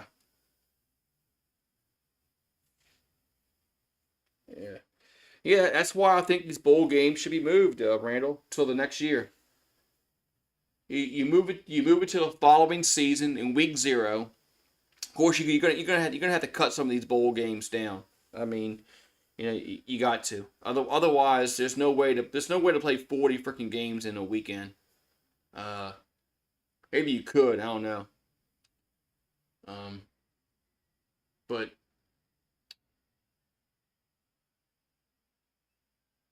but if the bowl games were at the beginning of the season, you would have no opt outs. Maybe they would mean something. Um, maybe they would mean something because. But I don't know. But the Senior Bowl, everybody talks about the Senior Bowl. Oh, the Senior Bowl. That's a meaningless football game. Means nothing.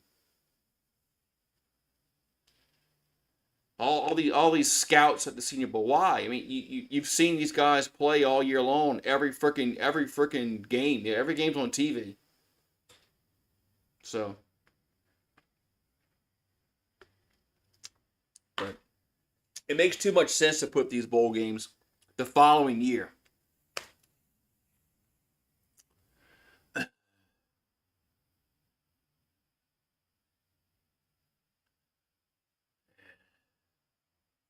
7-7 for halftime. Man. There you go, Steve. It could be like the NIT preseason tournament. There you go. Good. That's. I agree with that. The NIT has a postseason tournament, and they got a preseason tournament. You're right. It could be like that. Right.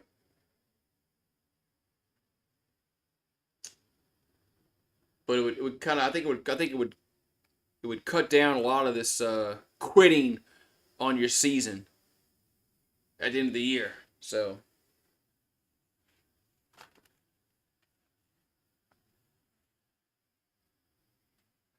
Yeah, but one thing I wish they would do is get rid of these bowl tie-ins. I think these bowl tie-ins really hurt these bowl games. But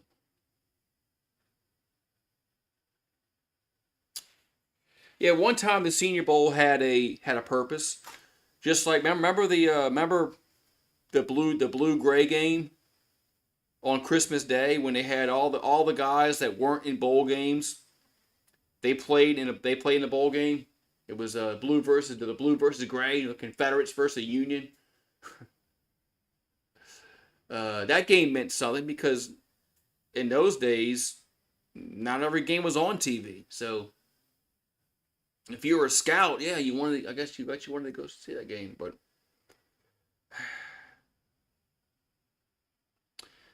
well, Christian McCaffrey and Leonard Fournette made it popular to quit.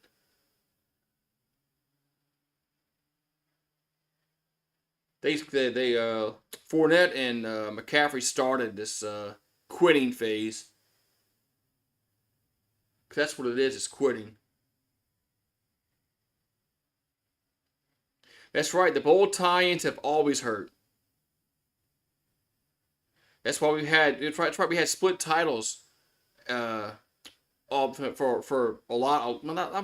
They had a lot of split titles because of the bowl tie-ins. Because you couldn't have 1 versus 2 in a bowl game because of the Rose Bowl or the Orange Bowl or the Sugar Bowl or or that bowl. So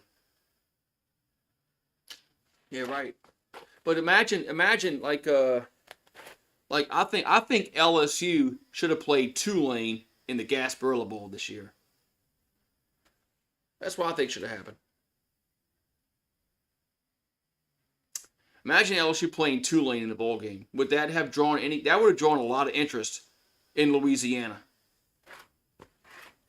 Or why not play that? Why not play that in the New Orleans Bowl? The New Orleans Bowl could have had LSU and Tulane. It would have sold out. That it would have been a sellout. Sellout. No.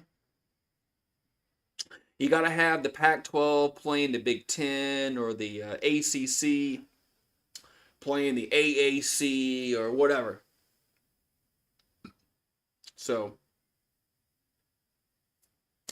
Tulane playing LSU in the New Orleans Bowl would have sold out. It would have drawn a lot of interest. So, but that's what I don't like about these bowl games now, because there's so many of them, man.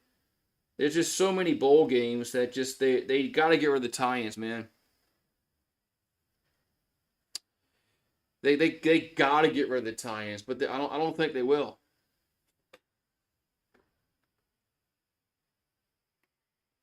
Because if you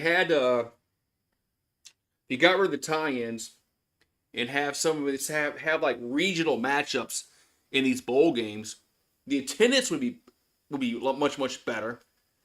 I mean, like the Idaho Bowl, the one in Boise. Who the frick's gonna go to that game?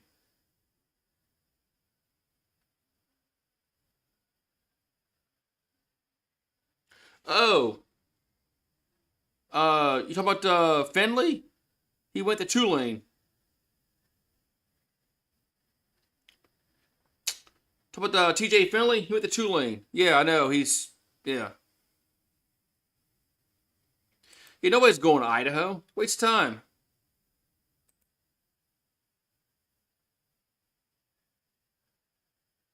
So waste of time. Yeah, he's going. T.J. Finley's going to Tulane. So I wish him the best. Walker Howard's going to ULL. Man, you know what, man? I'm worried about Vanderbilt next year, man. Especially if they keep Pavia, man. If they keep Pavia, and we got to go to Vanderbilt next year. Vanderbilt's not a pushover, man. Vanderbilt's not a pushover, man. All these years, Vanderbilt's like 2-10, you know. If they can keep Pavia, man. If they can keep Pavia, I'm worried about that game, man. I'm worried, man. It's sad. What year is this? Are we in the 40s? What year is this?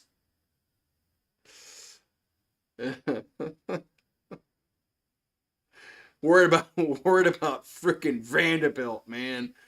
My God. I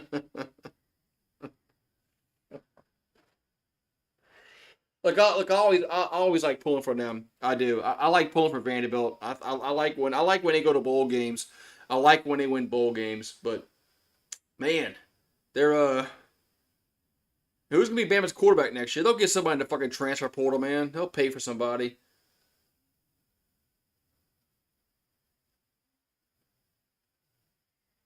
Alabama will probably get a portal, dude.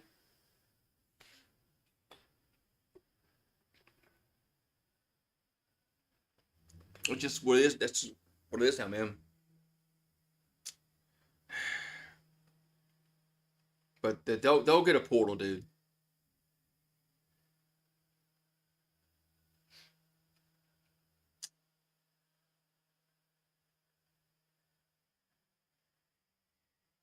Man, they're just frogs out galore, man. Just chirping. Why are you in here?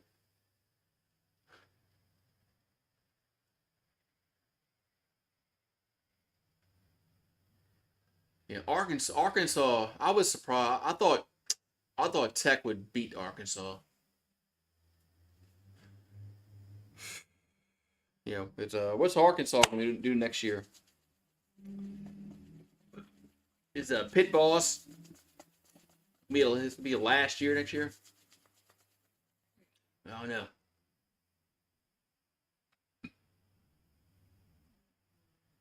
If LSU if Nussmeier didn't come back, man, uh, let's just say we lost. Who we lost? Who was it? Who we lose? Was who's the quarterback? Who's the quarterback that we lost? Shit. Fuck. My mind's a blank, man. Ricky Collins. Ricky Collins. If Collins didn't transfer out, let's say Nussmeier goes to the NFL and Collins transfers, we're fucked, man.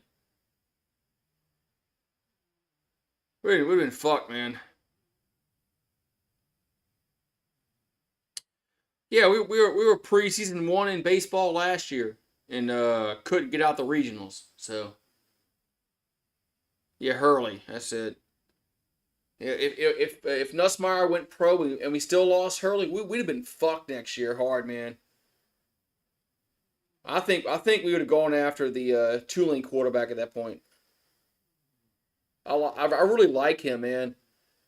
I really liked Mensa.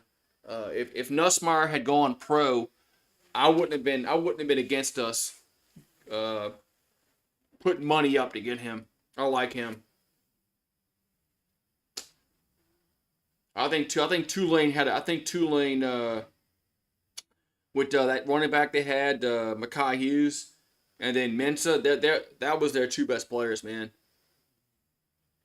Tulane rode those two players, man, for a good year this past season.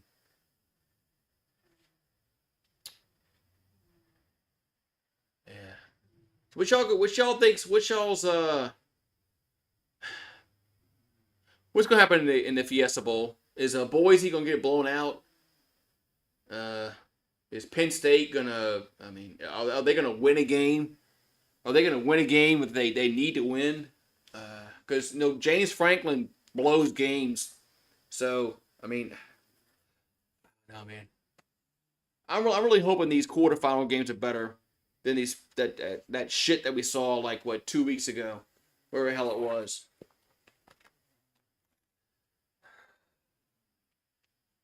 I'm really hoping that these quarterfinal games are better. I mean, if these quarterfinal games are all blowouts, or they got three blowouts and one good game, it's gonna be a bad look, man. It's gonna be a bad look. I got a bad feeling that the Fiesta Bowl and then the what's that one? The Peach Bowl. Is that Texas and Arizona State? I got a feeling those games are gonna be. I got a feeling that Penn State's gonna beat the crap out of Boise, and Texas will beat the shit out of Arizona State. But watch it be the opposite. Watch like the Georgia Notre Dame game be a blowout. Watch it be the opposite. I might go to that game. Where those tickets at now? I gotta look. I'm seriously thinking about going to the Sugar Bowl. I am really seriously.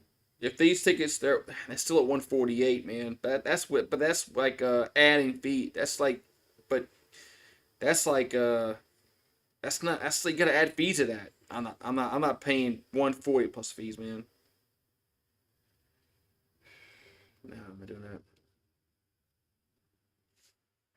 I expected some games being close in the first week of the playoffs, but they were all garbage, man. They're all garbage, man. It was pathetic. It was pathetic, man. I mean, and the game that everybody that like, if you would ask like 10 people, 9 out of 10 thought would be really good. Tennessee and Ohio State. That was the worst game. That was the worst game. Oh, Miami playing Penn State would have been much better. But see, somebody brought up a good point. With SMU, SMU's problem was their quarterback. I don't think it was their team. It was their quarterback sucked, man. I mean, he missed a touchdown pass on that first drive of the game. He threw 2 pick-sixes, another interception. I think SMU's problem was the quarterback. I don't think it was the team. I don't think it was SMU's team per se. It was him. He sucked. He sucked, man. So I forgot what I was listening to. It was probably somebody on YouTube. And I'm like, you know what? They're right. They're absolutely right. It wasn't SMU. It was their quarterback. The New Mexico Bowl has Louisiana Raging Cajuns versus Texas Christian University. I mean, the Raging Cajuns ain't gonna travel for that shit, man. Who's gonna be able to receive it next year? Well, it's gotta be Aaron Anderson. Xavier Thomas. Is Chris Hilton gonna come back? I don't know. Is Chris Hilton come back? I mean, I don't know, but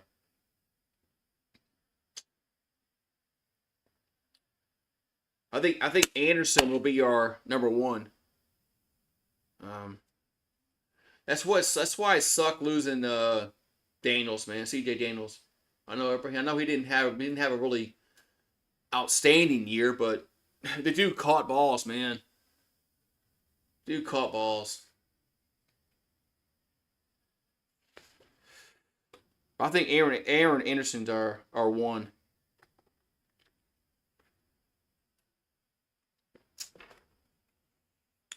But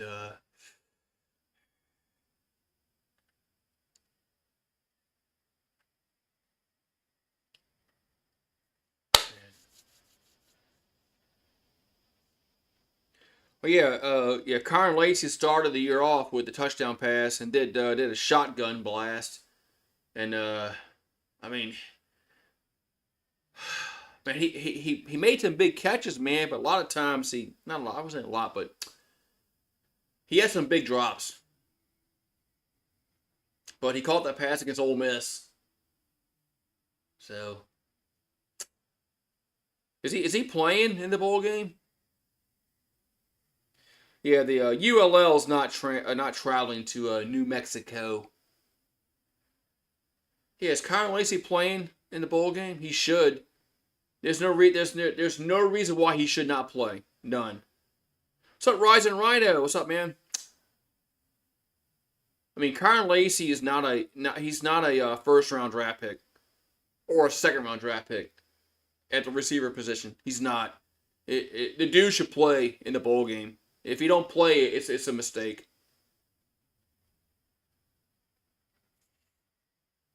It's a mistake. He should play, man.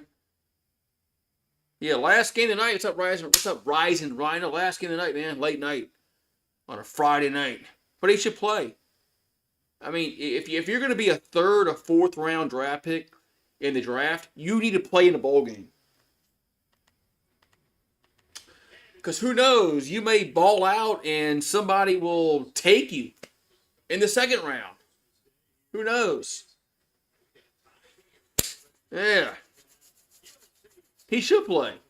There's no reason why Kyron Lacey shouldn't. I mean, Malik Neighbors, I understood why he didn't play. Now, Brian Thomas, I think Brian Thomas probably, he could have not played last year, but he did. He worked himself up in the draft by doing that, but I think Brian Thomas could have not played last year. But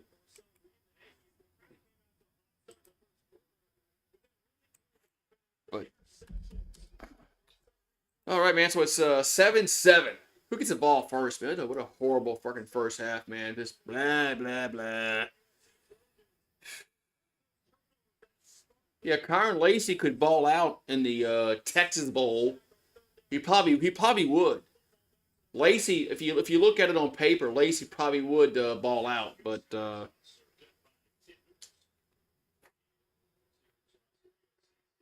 mean, it's not like he's a first round draft pick, and he should play. There's a kickoff. Going to be returnable to the 10, 15, to the 20, up to the 24-yard line. Woo. Eddie who? Lacey. I don't think so. Or is he? I don't know. That's a good question. That's a good question, Rise and Rhino. Is he? I don't think. No, I think their name is. I think their names are spelled different. I don't think they are. I don't think they are. I think Kyron Lacey is Lacy. Here's a handoff up to the 28-yard line. I think they. I don't think they are. I don't think they are related. Their names are spelled different, right? Isn't Kyron Lacey Lacey? I'm sorry, Eddie Lacy.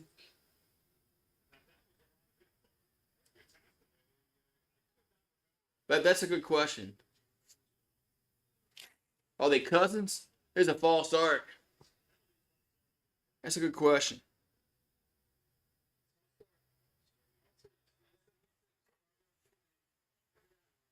The Celtics scored 142 points. This is what makes NBA. This is what makes the NBA so freaking unwatchable, man. Is the amount of 3-point shots these teams take, man. That's why the ratings aren't as good. Because nobody wants to watch these teams shoot 43 pointers in the game. Second and 11. There's a Reed. Dumps it out to the right. And gets up to the 26-yard line. Ooh. I think Rue's got to go. Rue's got to go pee. Yeah, the numbers for NBA going down, because nobody wants to watch these. Oh, there he is.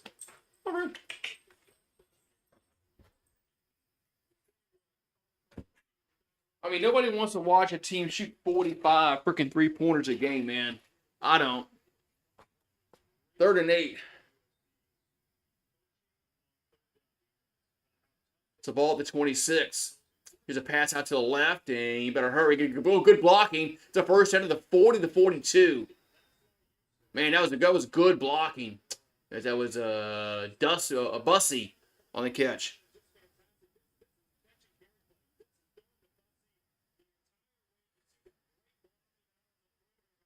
Yeah, the old timers are not tuning in because they don't like the flow of the game. Because I don't like watching 45 3-pointers. I mean the center position is gone. 1st and 10, Reed, and you're gonna dump it out to the 50, the 45, to the 40, up to the 35. Should be a first down. I mean the center position is gone. The traditional, Robert Parrish, Kareem, Abdul-Jabbar, Elijah Wan, those guys like that, they're done. Those traditional centers are just not there, man. And I don't think they're coming back. 1st and 10 at the 38. There's another handoff, and at the 35, to the 30, the 25, down to the 21-yard line. Yeah, Shaq, Ewing, yeah, guys like that. Yeah, yeah, those traditional centers, man. That you fed them down low, and they just here's a pass over the 10 to the 5. Oh, good job, ESPN. As that was Barber. We almost missed a touchdown. Yeah. So first and goal from the 5 for Texas A&M. There's a pass out to the left, and gonna go nowhere. Second and goal.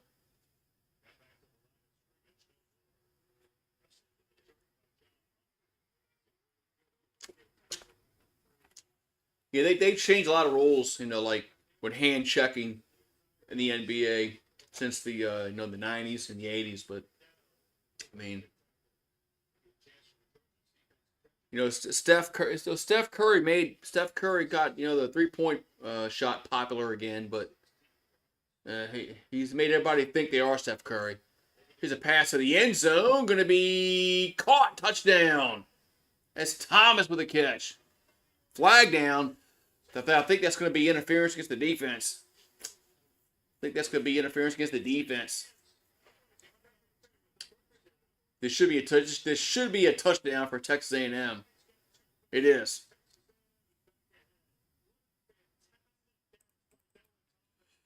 Yeah, when Steph was doing this, like like nobody else was doing it. It was cool. It was. It really was cool. But and then now everybody thinks they're Steph Curry, and they're not, man. And they want to shoot. They want to shoot 45 3-pointer, 45 3-pointers a game, like the Pelicans. Like the Pelicans, Willie Green says, as a team, they want to shoot at least 40 3-pointers a game, which we don't come close to that, but that's what Willie Green said. Uh, I mean, we don't have the shooters to do that, and for him to come out and say that made no freaking sense. Here comes the extra point, and it's up and good. I mean, you gotta have the shooters to do that. The Pelicans don't have that, and the fact that Willie Green came out and said that in the preseason, oh, we're looking to shoot 43 pointers or a game as a team. Well, who's shooting them? Who's shooting them, man? Yeah, I wish they would trade McCollum, man. McCollum needs to go somewhere else where he can maybe win, man. Everybody wants to shit on McCollum, man, but he's old, man. McCollum is old. I mean, don't knock a dude because he's old. He don't fit our team.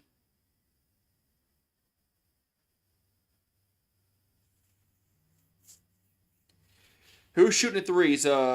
Trey Murphy, Herb Jones. I mean, Ingram. Well, he don't play, so he don't count. You know who should? Zion. Zion should do it, but he don't play.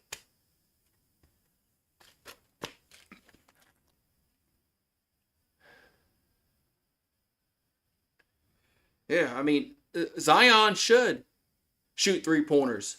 He should shoot at least 5 to 8, probably a game. And then Ingram should probably shoot 5 to 8. Then you got Murphy shooting 5 to 8. Jordan Hawkins. If everybody shoots like 5 to 8, then you can work your way up to that. But the problem is Ingram and Zion don't play.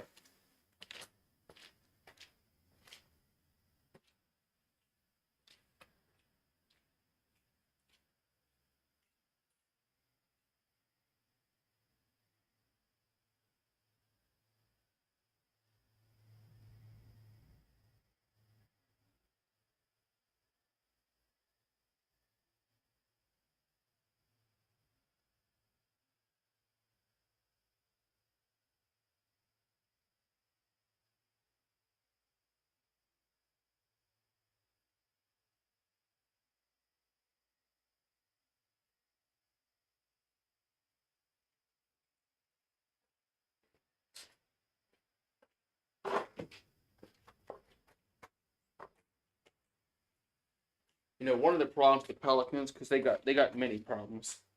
They don't have just one problem. Is they don't run plays, man. They mean, if you watch other teams, and they move the ball around, they pass the ball around, and they find the open shot. We don't do that, man. We don't do that. We don't play defense. We don't work for the good shot. All we do is play. We play freaking ISO late in the game. All we do is play ISO. We have one guy just dribbling the ball. Oh, just dribbling it, dribbling it. 5, 4, 3. Oh shit! I gotta shoot. Brick overtime.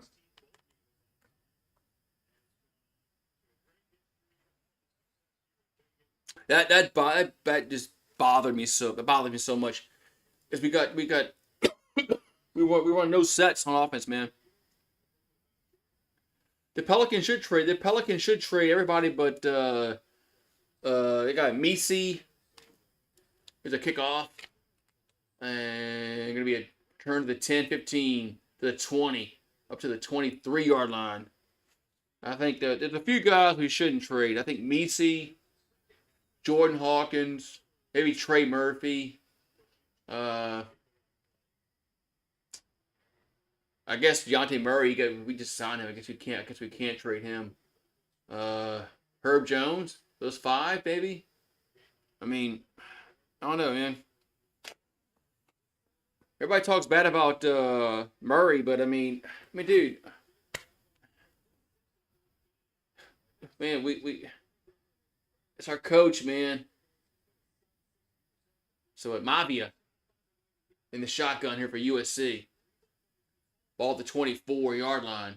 Dyson Daniels is doing good somewhere else, but there's a handoff up to about the 20, about 2-3 yard gain. Everybody talks about Dyson Daniels, and we shouldn't have traded him. But if Dyson Daniels was on this team right here, he wouldn't be putting up the numbers like he is with Atlanta. That's the truth of the max, is that Dyson Daniels would be just not good here because the coaching, 2nd and 8, play action pass, and gonna be incomplete. He's there, yeah. He's not a fit for this team. This team here, for the Hawks, he's a fit because maybe they know how to use him. Maybe that's what it is. I mean, the Pelicans did not know how to use Dyson Daniels. Unfortunately, they didn't. If he was still here, he wouldn't be putting up those kind of numbers because of the offensive game plan that we have. 3rd and 8, which kind of sucks, man. But Mavia and pressure got hit and gonna be incomplete. 4th down. I poured this shot a little while ago, and I forgot to do it when the half started. Yeah, better coaching staff. You're right. The message board on Tiger droppings, Pelicans talk. They were talking about that, about Dyson Daniels and all this shit. I said, have y'all forgotten like what kind of how our coaches are? He wouldn't be putting up those numbers here. Punts away. And fair catch around the bounce of the 20. There's a flag down. Did A&M rough the punter again? What the hell are they doing? Did Texas A&M rough the punter again? You get. It's a 5 yards. It must be 5 yards. Must be 5 yards. It's 5 yards. Okay. I'm just saying, man. If they had roughed the punter again, they need to quit doing that. So it's a running into the kicker, not roughing the punter. But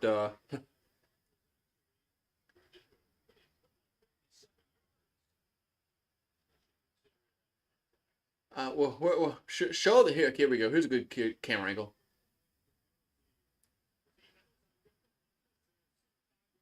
Yeah, I think that was running. Oh, hi, Marie. Hi. Where you been? I know that damn dog, huh? That damn dog, huh? New Year's Eve, you got the Fiesta Bowl, Boise and Penn State. Can James Franklin win a big game? Are we going to get more blowouts in the quarterfinals? I think the Peach Bowl and the Fiesta Bowl are blowouts. Here's a handoff up to the 22. I think Penn State's going to beat Boise State pretty easily, and Texas will beat Arizona State. I'm hoping that the Rose Bowl and the Sugar Bowl are good, especially if I go to the Sugar Bowl. Second and 6 from the 21-yard line.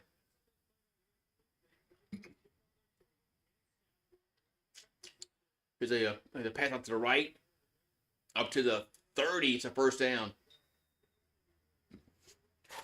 I'm trying to find out. I'm trying to figure out like where do I want to sit with Georgia fans or Notre Dame fans. I probably would rather sit with Georgia fans than Notre Dame fans.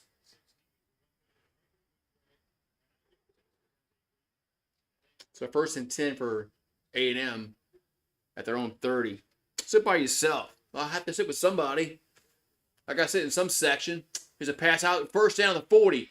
Down to the 35-yard line. First down, A&M. That was Calhoun with the catch. First down, Aggies. I gotta sit in some section. I think I'd much rather sit in the Georgia section. But I guess we'll find out. I mean, if I go or not. If I can get tickets around like $100, probably will pull the trigger. We got a fall start.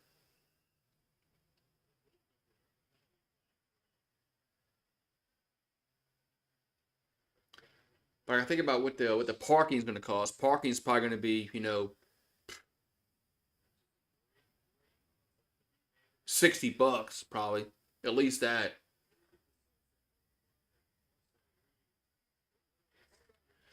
Who all know it's offsides? They're gonna call offsides against the defense.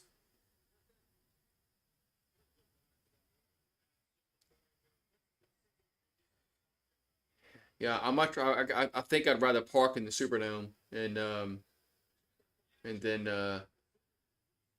maybe it's less chance of my car window getting broken into.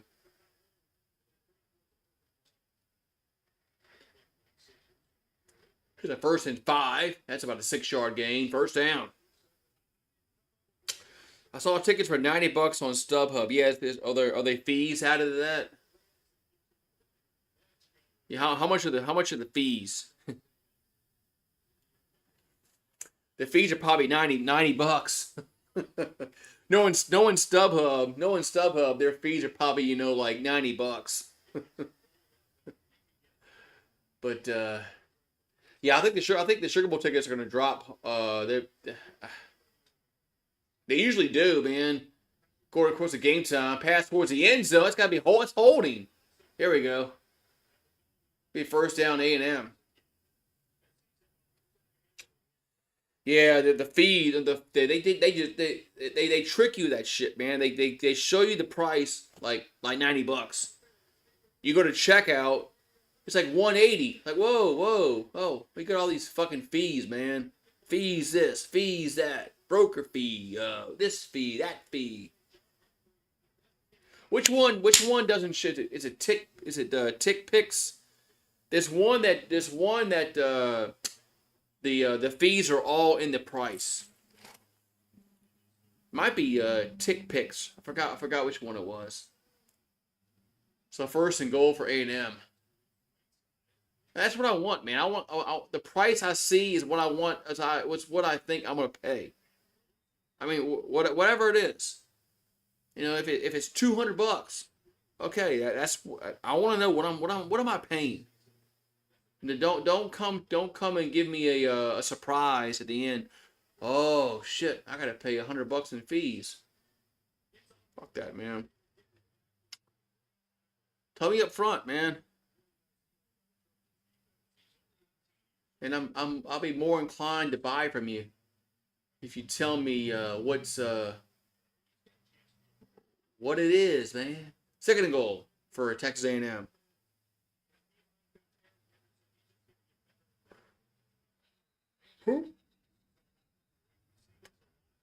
Oh, the Aggies got to call a timeout. The Aggies got to call a timeout.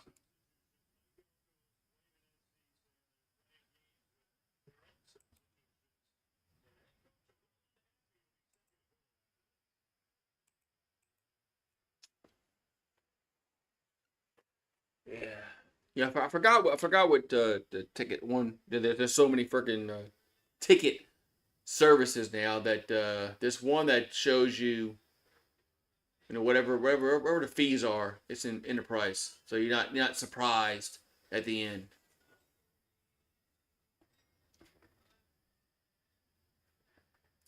But but you gotta worry about being scammed now. If you get you buy a ticket online and you get a digital, whatever you want to call it, ticket. I miss those days back, like in the before the internets came to speak. When you had a paper ticket and you knew that paper ticket was going to work. There was no scanning the ticket. You had a ticket that said you were in section 200. Hey, that's where you are, man. So that's a problem now, man. That you just don't know if you buy a ticket online with whoever, that if you go to the, I happened to a Pelicans game I went to about 5-6 years ago. I bought a ticket off of Stub. It was a StubHub. I bought a ticket. I went to go in the game. Denied. Bent X. So I had to call StubHub up, and they're like, "Oh, we're sorry." You go, "Well," and they gave me another ticket. So, but it's a problem, man. It's a problem.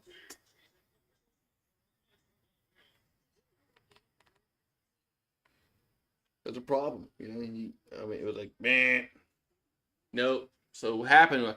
I guess what happened was somebody sold that seat twice, and the other person got in first. Oh, I got in the game. They gave me a ticket, but I couldn't get in with that ticket.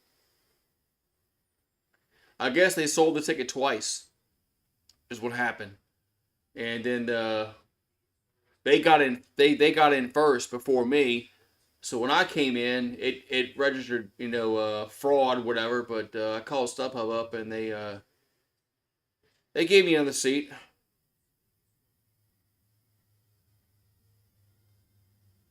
Yeah, why the heck they even sold seat? Yeah, why? Yeah, how does it happen? How do they sell like so? It happens more than you think. It happens a lot more than you think. Where with all these digital seats that get resold on, remember they're on like different sites. Second and goal for the 10. They're not on just StubHub or Vivid Seats. There's a pass out to the right, up to the 9 yard line. All these resellers, they put them on TickPix and StubHub and Vivid Seats and this that seats, Rue seats, whatever, and they get sold. They get sold on a site, and they might get sold twice on different sites. And who's ever first, I guess, gets in the game. I guess I don't know. Third and goal. They're going to go for the 9. Because they pass towards the end zone, incomplete. So, man. So field goal time here for A&M with 6:16 to go in the third quarter.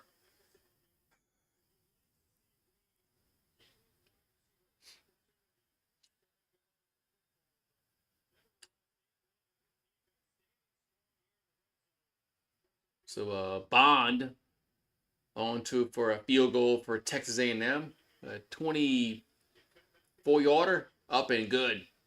A 27-yarder. Good. So look, I got in the game back. This was a while back. I think this is when Davis was playing with the Pelicans. This was before Zion. So shit, this was a while back. This is way before Zion. We had AD. Monday Night Football. San Francisco and Detroit.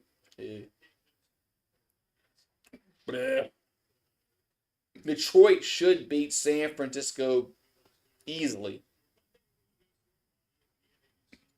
Look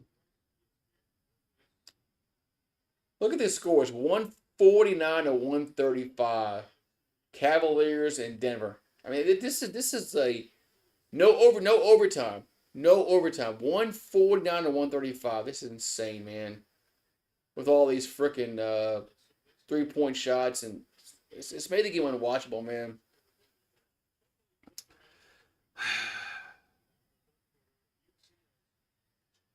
DeMarcus Cousins. I remember that. That was 8 years ago. Man. It was that long ago when he tore his man.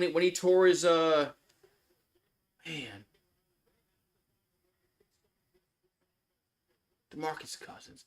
That was what, 2018? Was it?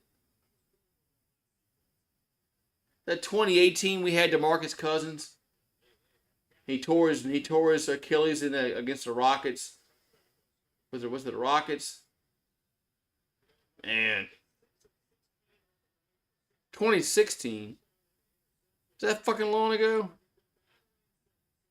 Holy fuck, man. You sure? I'm not that old, man. Come on. I'm not that old.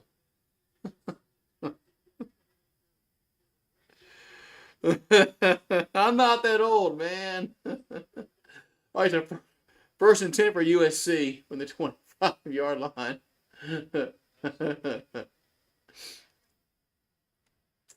There's a play and pass. And you're going to go deep down the field, right side. Going to be... It's an interference. Right? He held him. He held him. Oh, I guess not. Oh, man. I'm positive. I guess I got to believe y'all. I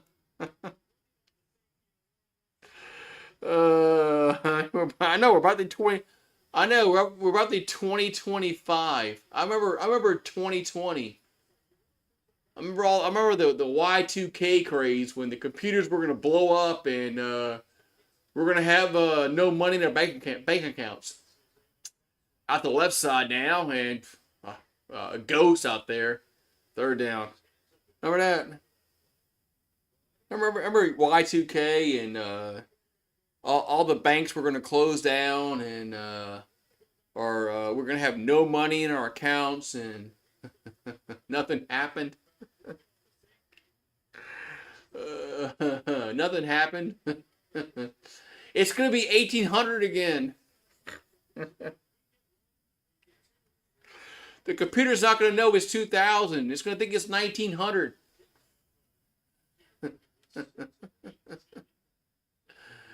Third and 10. That was funny shit. Pass out against. Oh, it's intercepted at the 10-yard line. Gets tipped up. A&M will have it. Holy shit, man.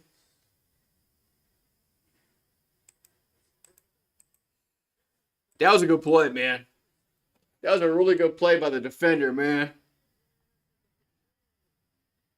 That was a difficult time. Yeah, when the when we had the bank error, because the lines of code was only for 2 lines. It wasn't for 4. It's not going to know it's 2000. It's going to think it's 1900.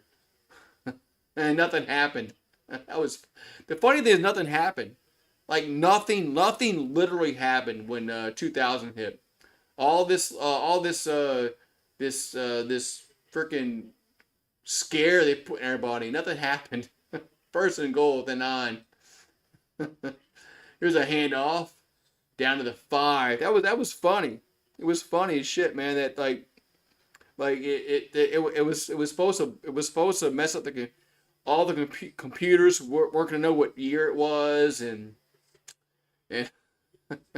nothing happened. Nothing happened. Yeah.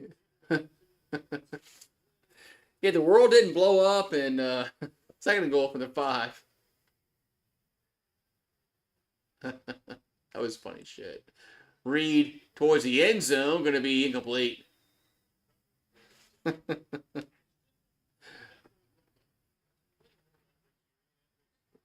But the lines of code was correct.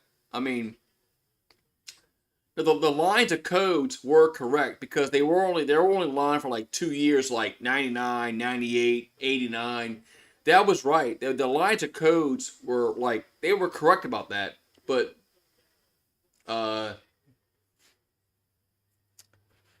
nothing happened. Take a guess what year I was born. Holy shit. Oh god. Third and goal. And gonna be caught, touchdown over the middle. What was a flag down? Can I ask a question? I want to ask a question first. Before I answer it.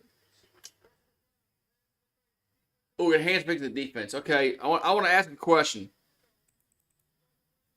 Before I answer it, I want to ask a question. Can I do that? Can I ask a question before I answer it? Because I have a question. Okay. I can't ask one. Okay. What's the first LSU football game you remember, like watching, like on TV? Here comes the extra point. Good.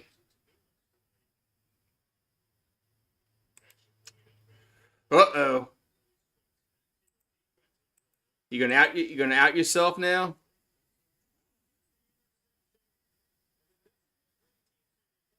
Ooh. I'm thinking he's going back. I think he's going back like okay, don't answer it. I would say the national champion. Okay, okay, in the dome. Okay, that was 2007. Okay, all right. Okay. Okay. 93. I'm gonna say 1993 then.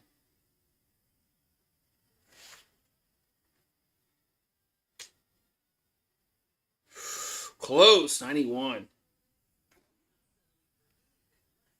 You know the first game I remember LSU like because watching on TV was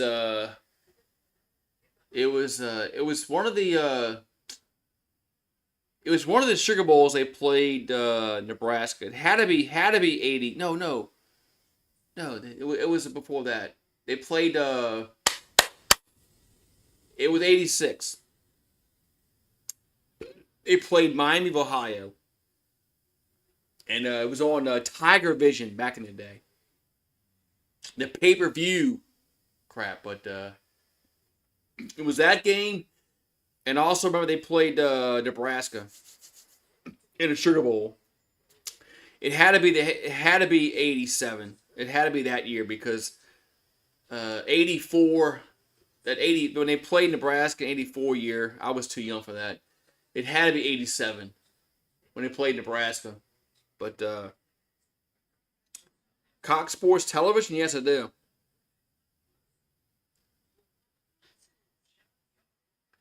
But yeah, it was 80, it was 88, 86 was the first time I remember LSU playing on TV. And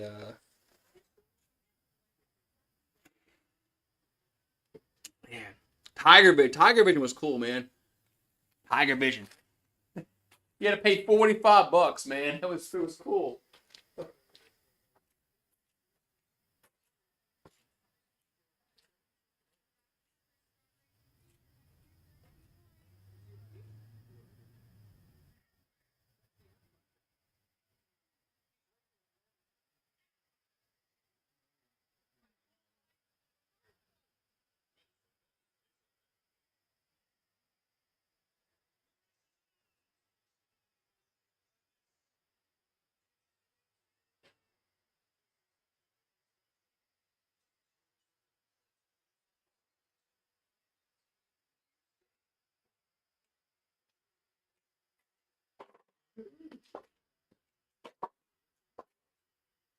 Hey, Maddie, we got a kickoff time. We got a kickoff. It's another fireball shot or something.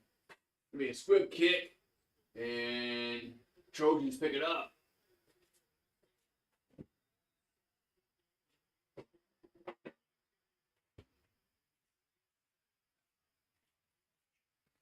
Yeah, I'm fortunate. I'm fortunate to remember to be alive for, you know, 2003, 2007, and of course 2019. But yeah, $45 to watch one game on Tiger Vision. I did that a few times. I paid the 45. I paid when they played Tulane one year. Here's a handoff up to the about a yard game. They played Tulane one year, like 2006 or some shit like that. Had to be 2006 because it was on Tiger Vision. $45. I paid it. Tiger Vision. Man, that's how some of these schools made some money back then because they put these games on pay per view because not every game was on TV. When they played, McNeese, it was on pay per view. Here's a pass on the 45-40 up to the 50-yard line, first down, USC. Man, I'll never forget we won our first SEC championship. You talk about 2001 when they beat Tennessee.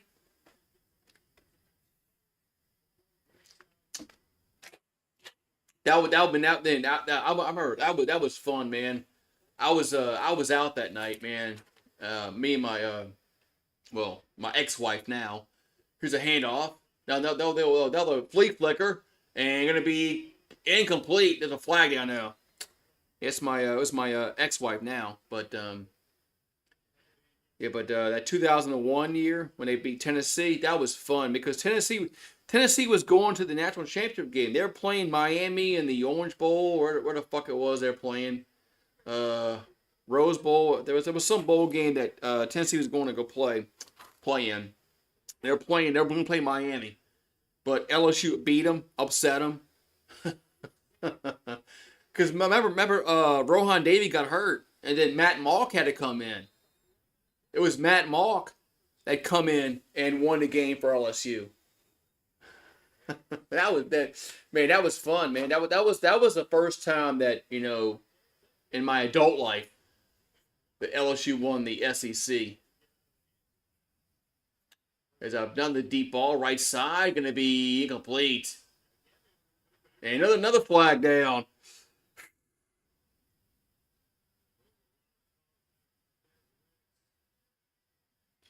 Yeah, that was Rohan Davey got hurt early in the game, and Matt Malk had to come in.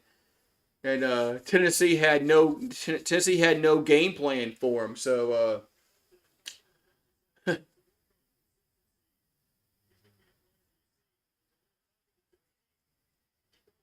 that was a fun year. 01 under Saban, man. That was a fun year because that was the first time in my adult life They won the SEC, and they went to the Sugar Bowl and they won. That was a big thing. Going to the Sugar Bowl back then was huge. Back throw and over the middle. They caught touchdown. Trojans score. That was a Jacoby Lane touchdown. Yeah, Tennessee was ranked number 2. Man, they had just beaten Florida because this was the 9/11 year. Remember, all those games got pushed back because LSU was supposed to play Auburn that weekend, and Florida was supposed to play Tennessee that weekend on 9/11. Well, all those games got pushed back to the end of the year, to the last game of the year. So Florida played Tennessee, LSU played Auburn, and Tennessee beat Florida. We beat Auburn, but yeah, that was the 9/11 year. I had a shirt that because I bought it. This is when LSU they had game day shirts, and it was September 15th. They were supposed to play Auburn in Baton Rouge, and of course it got moved towards the end of the year when 9/11 happened, and so I think that shirt got ruined in Katrina. But I had that game. It was a gold shirt that said LSU versus Auburn, September 15th. Yada yada yada. But I think that shirt got ruined in Katrina. But yeah, that was a fun weekend, man. When Tennessee beat Florida, I was like, holy shit, dude, we might have a chance. There's a kickoff, could be a touchback because we weren't gonna beat Florida. We were never ever gonna beat Florida in 2001. We weren't gonna beat them. No, we did not match up well at all against Florida that year. Tennessee, we matched up better, obviously, against them, but so we lucked out playing Tennessee, and then Rohan Davey got hurt. I think didn't Tofio get hurt too in that game? 1st and 10 from the 25. I think Tofio got hurt also in that game. All right, so 1st and 10 from the 25 for A&M. There's a handoff up to about a 2-yard gain. And 2001, they had what's his face? Shit, the guy who played for the Bears. He played for the Bears. What was his name? Grossman. Rex Grossman. Rex Grossman. That's it, Grossman. Yeah, Rex Grossman was the quarterback in 01. There's a handoff up to about a 3-4 yard gain. Yeah, Tennessee was a better matchup for LSU. We didn't match up well against Florida in 01. They beat the crap out of us in Baton Rouge. I went to that game. That was cold. That was in October. It was fucking freezing ass cold. And we lost like 44-15 or some shit like that. 41-15, 40-15. We got thoroughly beat down that game. Grossman threw like for 3,000 yards. I don't know how I remember that shit. Deep ball left side, gonna be incomplete. Have no idea how I remember that shit. But but all it was Grossman threw for like 3,000 yards that game against us, and we were like 41-15 or 40 or whatever the fuck it was. 44-15. Wow, I was close. I remember it was cold in the stadium.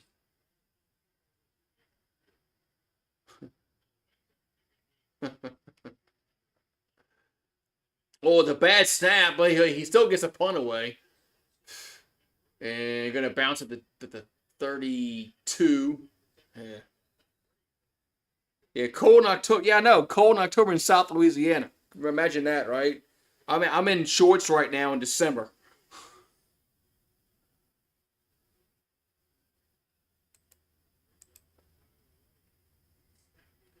It was freezing cold. Were you at that game, Adian?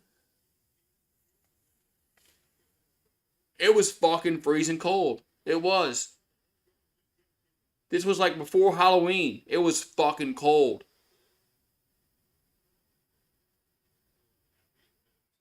I was there. It was fucking cold. But it's first and 10 for USC. 2:15 to go in the third quarter.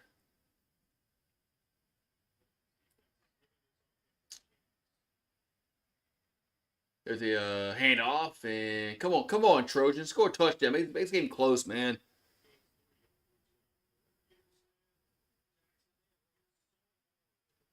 Only two teams that beat Tennessee in '01 were Georgia and LSU.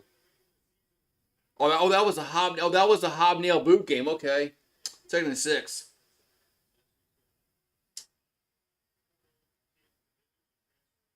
It's a play action pass over the middle. Gonna be incomplete. Not a good throw. Third and 6. It was cold. I was there. It was fucking cold. And ironically enough, that like I was supposed to meet up with my my ex-wife now. I was supposed to meet up with her that day, but I didn't because she was going to LSU at that time, and I was supposed to call her. I didn't call her, whatever. I didn't call her the next week. I was an asshole. Third and 6. Way to fall. So I was an asshole. I didn't call her. She was, why didn't you call me? I thought you were coming to the game. I said, well, I didn't go,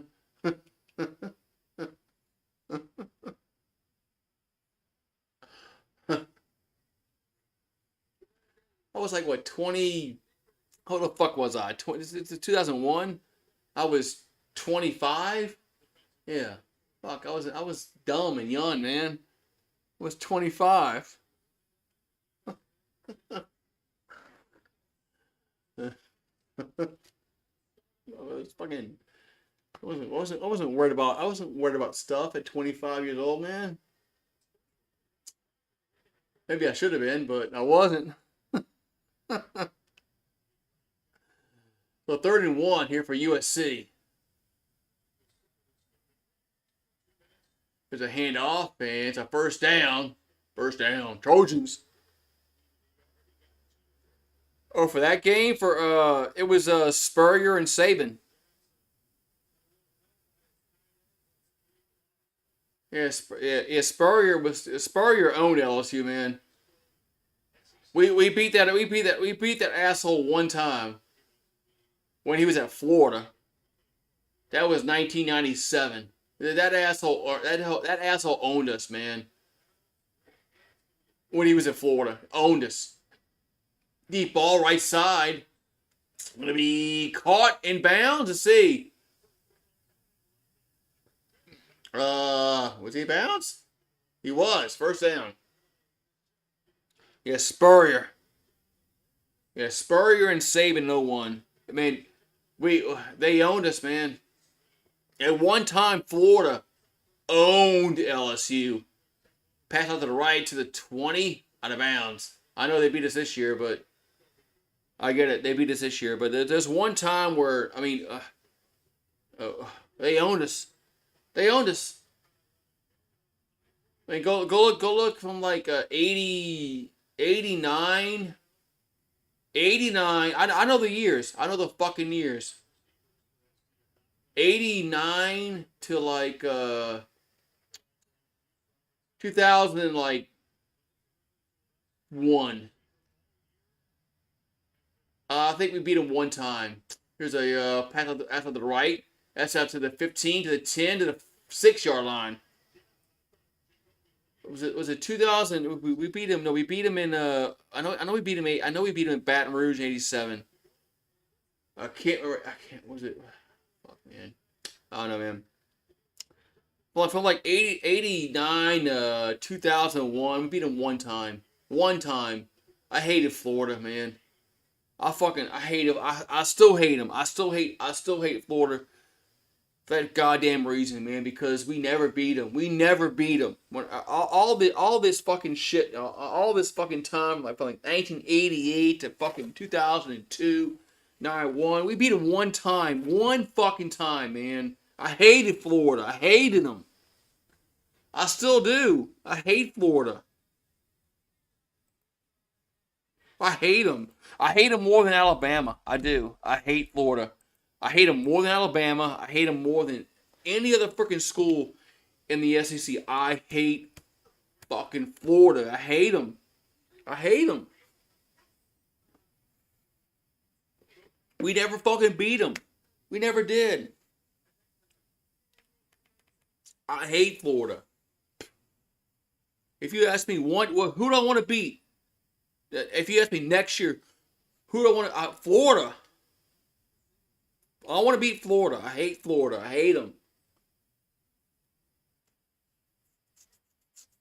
I hate those assholes, man. They always fucking beat us, man. Always in the 90s, in the 80s, they beat us. They always beat us, and they beat us bad all the time, man. They would beat us. They would beat us. It was bad. I mean, it wasn't even a game. It wasn't even close, man. I hate Florida.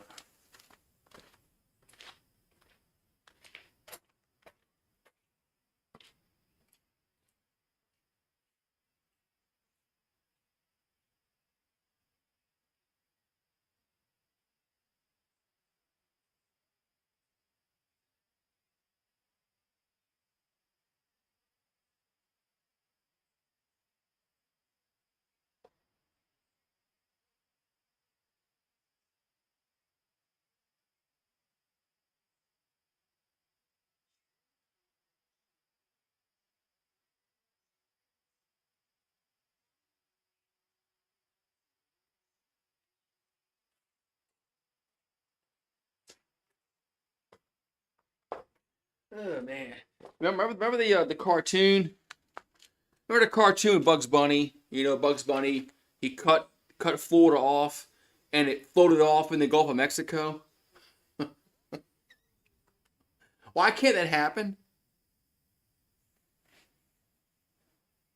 I know, we can beat Florida now.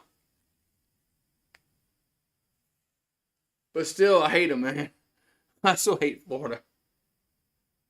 I still hate them. I still hate them, man. I still hate them. Like Atlanta, the Falcons. You know, the Saints beat the Falcons now, you know, more times than not. I still hate Atlanta. But yeah, Bugs Bunny had it right, man. When he cut Florida out, you know, he cut Florida and it rolled off in the Gulf of Mexico.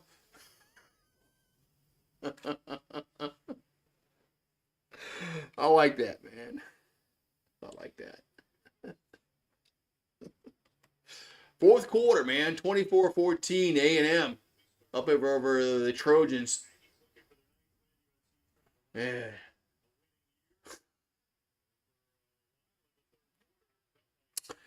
You ever watching Eli at Ole Miss, but not Peyton at Tennessee? Yeah, Peyton never beat Florida. All right, so first and goal for the Trojans at the 6-yard line. There's a handoff and it gets down to the 1-yard line. I've had bad memories of Spurrier too. You're right. Everybody does, man. So Steve knows. Steve exactly knows about the Spurrier, the Spurrier memories.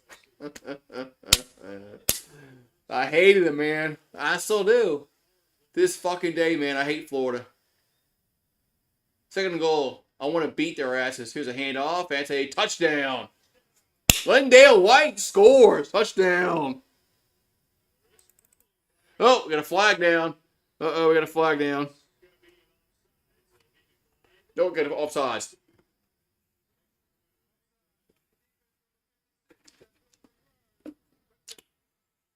Yeah, I got bad memories about Spurrier, man. I mean, Spurrier's a great coach, man. I'm not going to knock him when he's at Florida about what he accomplished, but uh, I didn't like him. I got more. I admire more. Admire more what he did now than then because it's years have gone by now, but still, fuck, I hated him, man.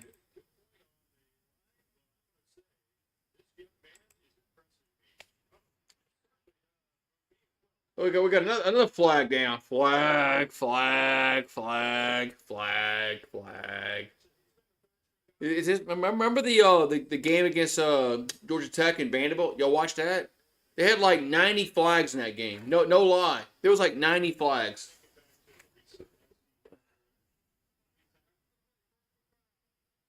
Or personal foul against the kicking team.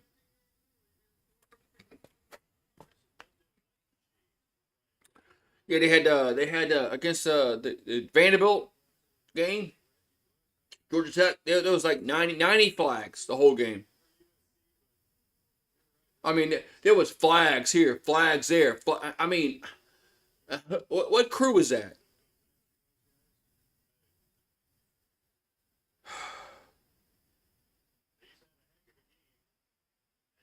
Yeah, that's what helped get Les Miles fired because he wouldn't change his offense, man.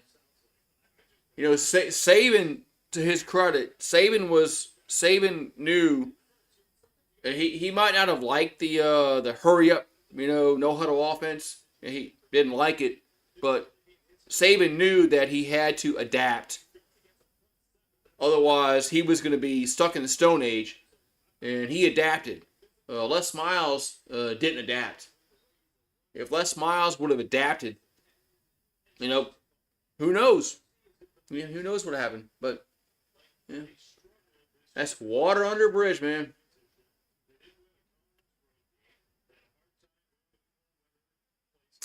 That's right. Saban hired a innovative coordinator. He did, right?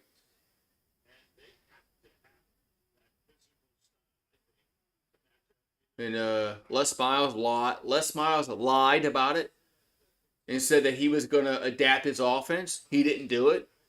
He kept running Leonard Fournette, 100 times a game, and that's what happened. Les Miles lied and said he was going to adapt and be a aggressive offense. Didn't work. To 25, up to the 30, up to the 33-yard line. That's where the Aggies will have it. So we will never know it. We will never know what happened with Les if he would have adapted his offense. But you know what? Another thing is, what would happen if Honey Badger doesn't get kicked off the team because if oh man, if Tyrann Mathieu plays in 2012, it's all speculation, but maybe they beat Alabama. I don't know. Who knows? First and 10 as Reed over the middle to the 40, up to the 41-yard line. Who knows?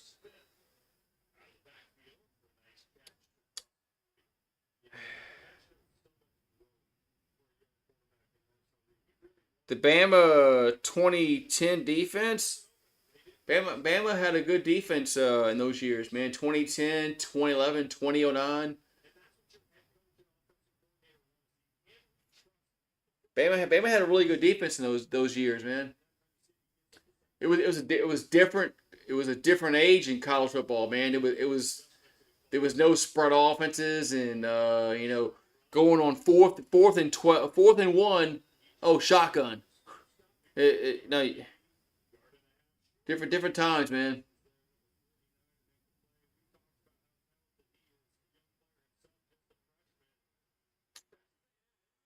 That was just it was different times, man. When you won games like 10-9, your defense if your defense gave up like under 10 points a game, that was like you wanted that. Third and one for the Aggies. And Reed will keep it and didn't get there. No. Fourth down.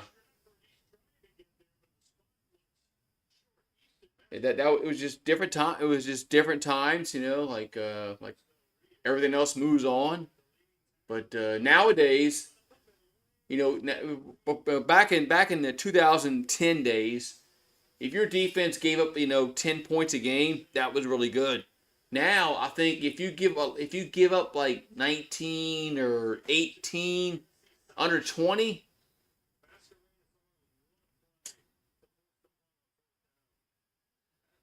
I think that's the goal now is to give up maybe 19 or 18 punts away. And gonna be fair catch. Wait, why you fair kick at 3 yard line? What a dumbass. What a fucking dumbass. Why do you fair catch it at 3 yard line? What a fucking dumbass.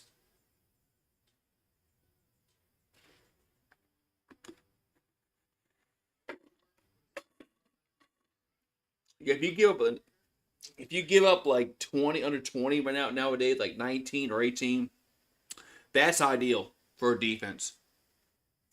It's changed. It's changed since you know yeah, it has. But man, but I miss those defenses that were physical, and you won. If you gave up like 10 points a game, you of course you're gonna win because man. Yeah, they changed the rules on offense. And they've really made it where the defense has a hard time defending. I think they should go back I think they should scale back a little bit, make it a little more even, but it's just made out.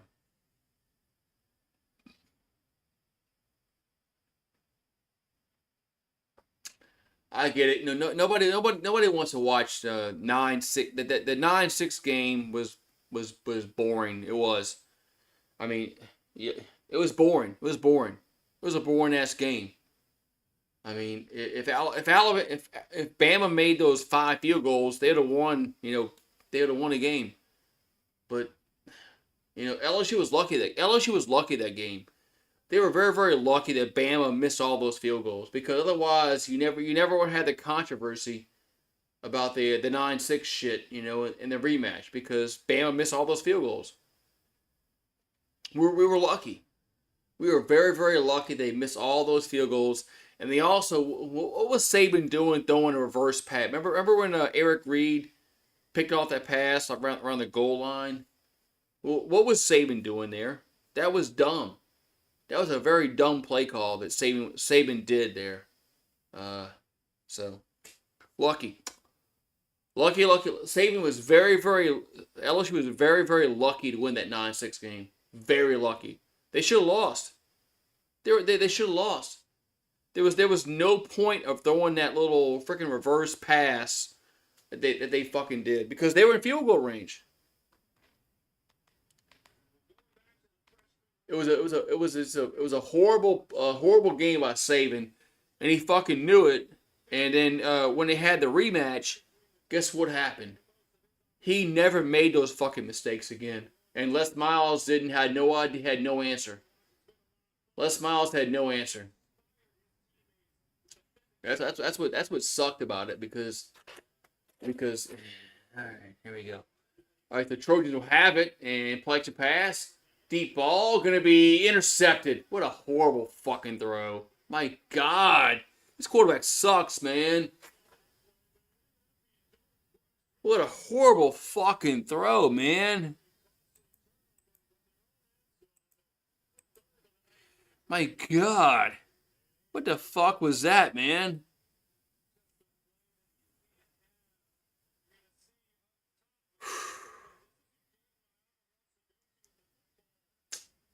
Damn, what a horrible play call, man. his quarterback is gonna be working at McDonald's. Yeah, he's gonna be going to McDonald's or as one of them, Pizza Hut or my God, man.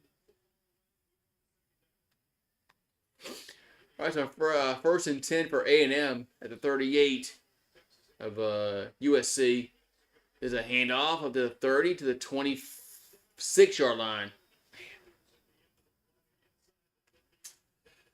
Man,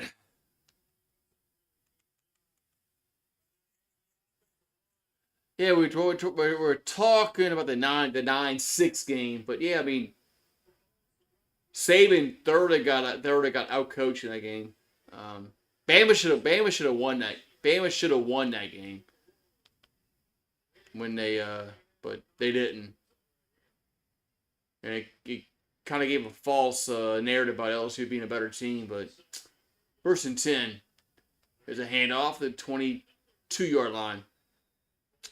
What fucked us, man? What fucked us up was when Oklahoma State lost.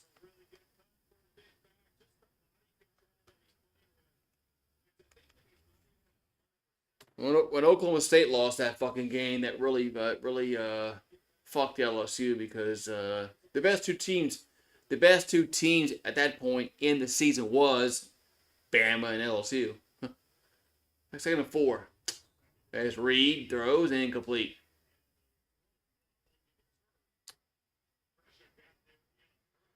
Who was on Bama that offense? There was it was still McCarron was a quarterback. But I mean, neither team. I don't think neither team really had any kind of offensive firepower. It was the defense. The defenses on those two teams were just better than anybody else. I mean, they were better than any other team they would have played. Third and 4, and I'm not gonna go. I mean, if Alabama played OK State, I mean, they would have beat them, 40-3. If LSU played Oklahoma State, it'd have been 40-3. There was no team that would have scored on us. Field goal time. There was no team whatsoever that would have scored on that 2011 Bama team or the 2011 LSU team. Nobody was scored. Nobody. Fourth and 4. Field goal time. 39 yards up, and it is no good. Oh, God, no good. I mean, those two teams were the best that year. LSU would have blown out Oklahoma State. Bama would have blown them out. Whoever played Oklahoma State would have blown them out. Because it just both our defenses were that good. They were that good, and it kind of sucks in the sense that both those teams, like, man, it's like, man, I don't know, it sucks that both those teams were kind of, they would, man, somebody else should have played, man. I don't know. Yeah, nobody was going to score on those defenses on the Bama and LSU in 2011. Nobody was going to score enough to win the game. They weren't. They weren't. They weren't going to score enough. They weren't. They weren't.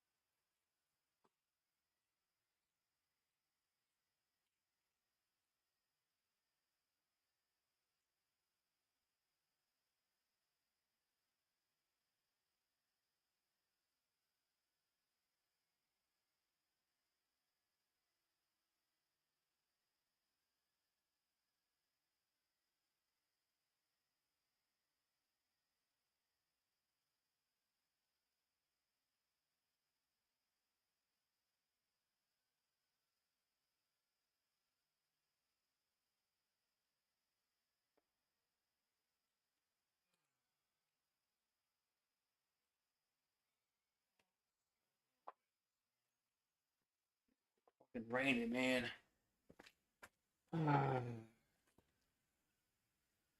We're still in the fourth quarter, man. We're not tied. We're not like in overtime yet, man.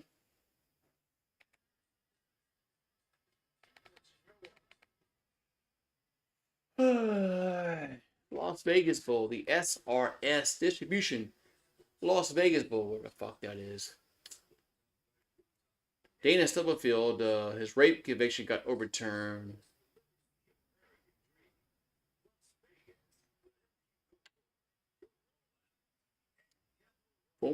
Former player's rape conviction was overturned. I remember Dana Stubblefield played for San Francisco. Yeah. So first and 10 for the Trojans at the 22-yard line. There's a handoff and about a 2-yard gain, maybe. 2nd and 8. What's up, Brando? Brian Kelly is not an SEC guy. Well, yeah, we'll see what his transfers do, man. You know, which he thought that he can build through the the high school ranks with all these players are gonna stay 3 or 4 years, but I don't know why he thought that. 2nd and 7. I mean, Saban. That's why I said, why do you think Saban left? 2nd and 7. And over the middle, gonna be caught. Nope, not caught. 3rd down. Why do you think Saban quit, man? Saban quit because he could not relate, like the Miami basketball coach that just left. I understand that coaches quit, and blah blah blah, and they move here and there, but some of these coaches have a legitimate gripe about these players that stay 1 year and want to get paid, and they're going to go this team, want to get paid. But the coaches do the same thing. I understand that. 3rd and 7. Back a throw. And going to be caught first down to the 36-yard line. I get it, I mean, the coaches do the same shit. The coaches fucking they gripe about players leaving because they want to get more money, but the coaches do the same thing. I understand that. Here's a handoff up to the 30 what a yard gain. I don't blame it. I agree both sides. I mean, these players expect these coaches to be here for 3 or 4 years, and they don't. So why should the coach expect the players to be here 3 or 4 years? I mean, it works both ways, man. Works both ways. I mean, I understand both sides of the argument about the players, going for a bigger paycheck, coaches bigger paycheck. I get it.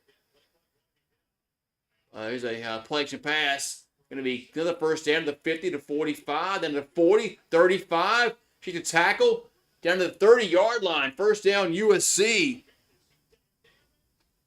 Yeah, coaches can leave, right? Coaches can leave. I understand that.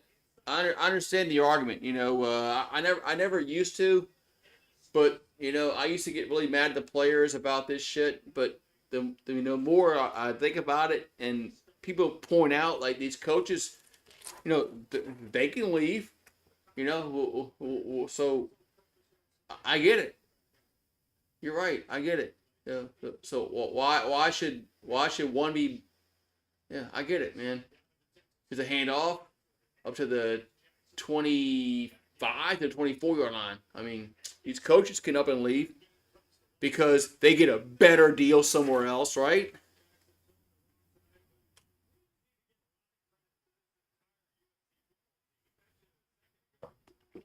I mean, coaches can leave because they get a better deal. Because they promise these kids, I'm gonna be here for 3 years, right? Hey, Joe Blow, when you come here, I'm gonna be here for 3 years, man. Hey, but you know what? The next year, school Y wants to give me a bigger contract. I'm sorry. I'm sorry I lied to you. Here's a handoff up to the 20, up to the 18, first down. You're right. But you're right. But I used to get mad at the players for this shit, about all this shit. But then I thought about it. Like, you know what? When I see all these coaches do the same fucking thing, I'm like, you know what? Maybe there's gotta be a happy medium somewhere. So 6:05 they go in the fourth quarter at the 17. There's gotta be a happy medium somewhere. There's a handoff and gets to the 15 down to the 13. Whoo, whoo.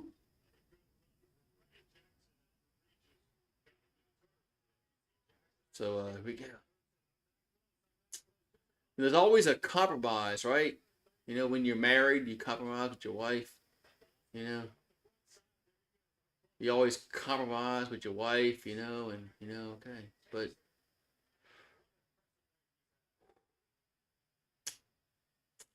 2nd and 6 here for USC. Sometimes as a coach, you might say, you know what? Maybe the grass is not greener. I'm gonna stay. Here's a handoff, ain't gonna go nowhere. 3rd down.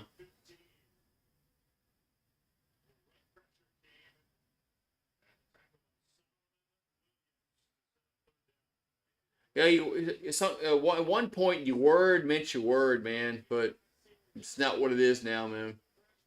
You know, if I say, you know what, Randall, I'm gonna be at your house on January 5th.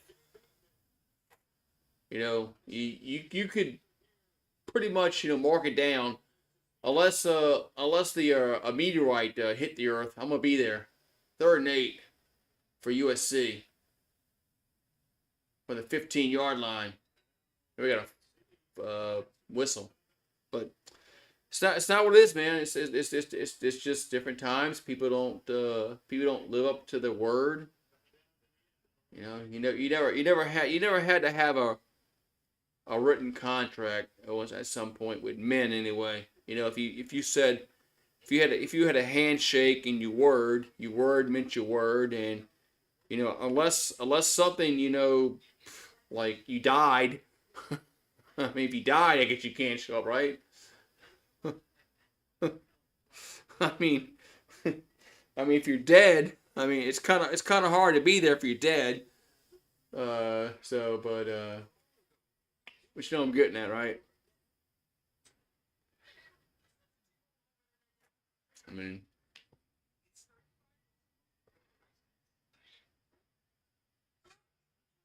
you can't.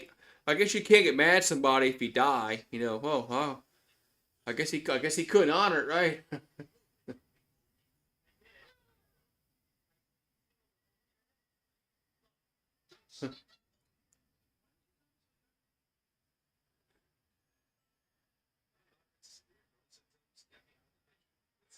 Oh man.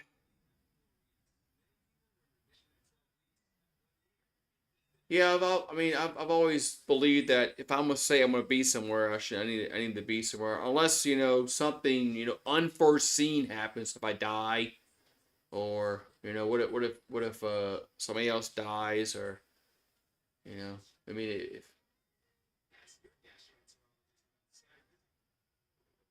it's never the excuse is never because, well, I didn't feel like coming. You know that's never an excuse for, well, I didn't feel like coming. But if I say if I want to say I'm gonna be somewhere on whatever day, uh hell or high water, I'm gonna try to be there. Unless something unforeseen happens, where life does happen, but it's not gonna be because, well, what, I don't want to come. I was tired, or I overslept. It wasn't because of that. It wasn't because of that kind of reason. But like, if somebody dies, what if your mom dies or your dad dies? I mean, that's understandable. I mean,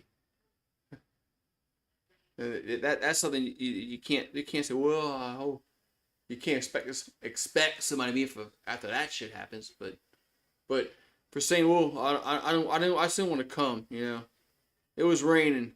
I'm sorry. I'm sorry. It was raining.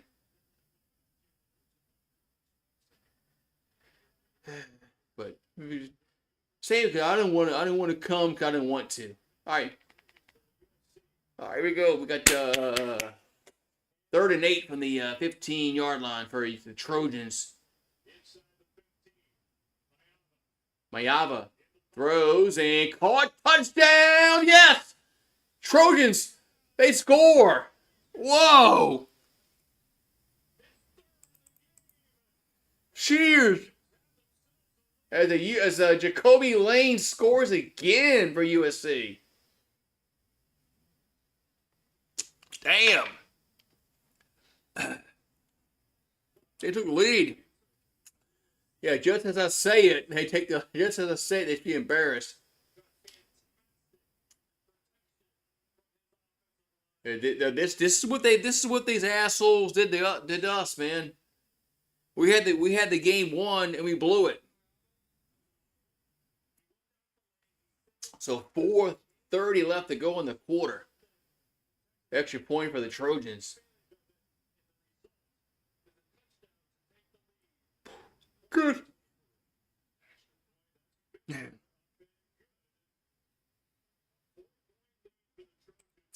I wasn't born yet when Warren Morris hit that home run. Wow. I was. I was still living at home at the time. I was still living with mom and dad, and the '96 baseball team wasn't as good as the '91 team, or the '93, or the '97 that won the year after that. The '96 team wasn't that good, but they found ways to win, outscore teams. And when Warren Morris hit the ball, I knew it was going to score because we had a guy. I think we had a guy at third base, and I knew it was going to score. I knew it was going to score that run, but I didn't know it was going to go out the ballpark. And then it went out the ballpark, and I was like, it took me a second to realize. I was like, holy shit! I was like, the game was over with. LSU won. That's when Sean McDonough said that LSU wins it on the home run on the College World Series. I'm like holy fuck, LSU just won. It's like holy shit. All right, come on, Aggies. You gotta close. You gotta close this game out, man. Come on, I picked you assholes to win. So 1st and 10 the 25-yard line for the Aggies. As Reed gonna run for the 30 to the 33-yard line.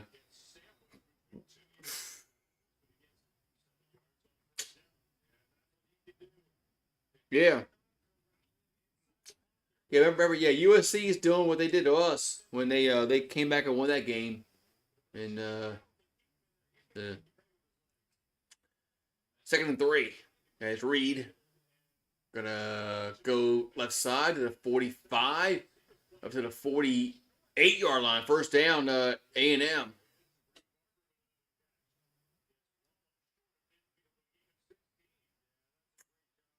So Barber with the catch for Texas A&M. We got 3:44 to go and counting in this fourth quarter.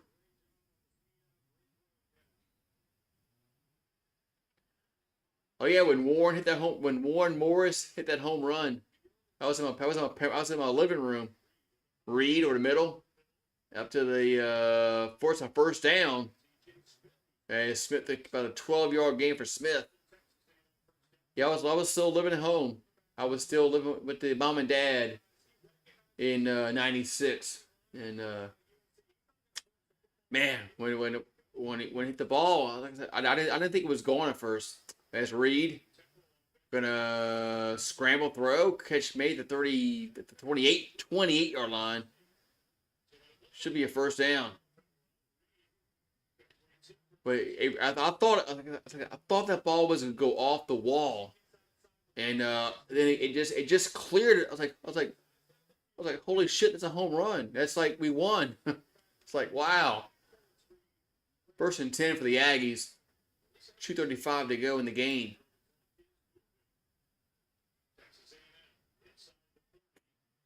Yeah, the 27 is Reed. Gonna scramble. Get to the 20 to the 19-yard line.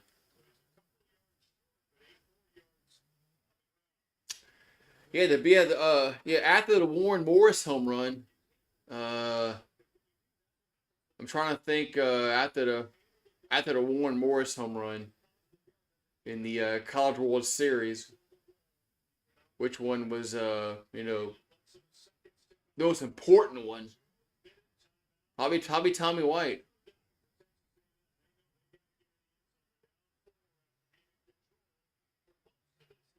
Yeah, probably Tommy White.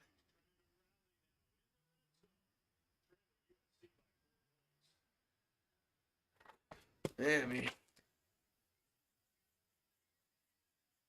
Oh yeah, the Tommy White game. Yeah, man, I was here.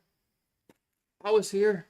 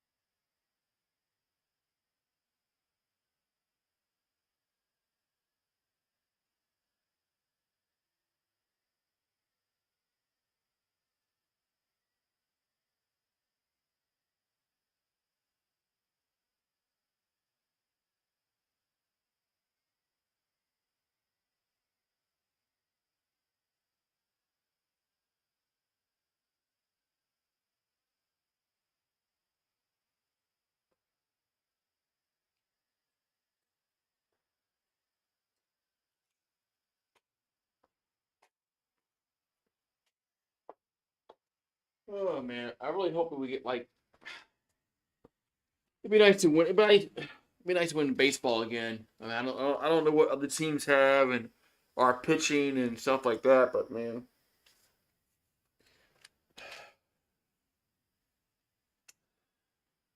yeah. So I guess we'll find out. I guess we'll find out, man.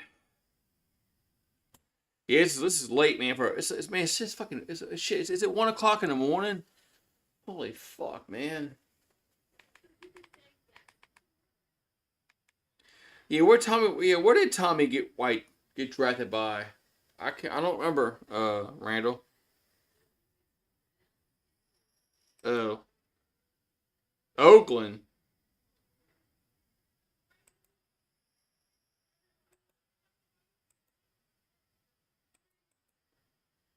Oakland. Oh my god. What a crappy ass fucking team to get drafted to, man.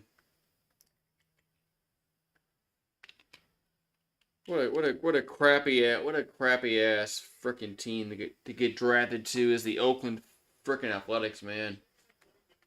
So 2 minutes to go here in the football game as the Trojans up 28-24 over the Aggies here in the Las Vegas Bowl.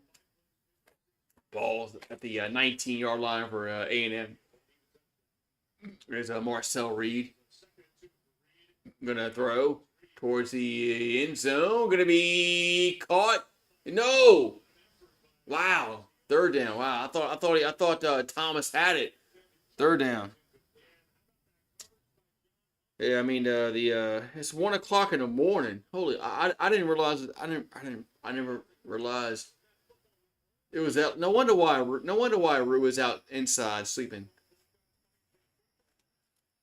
It's 1 o'clock in the fucking morning on the central.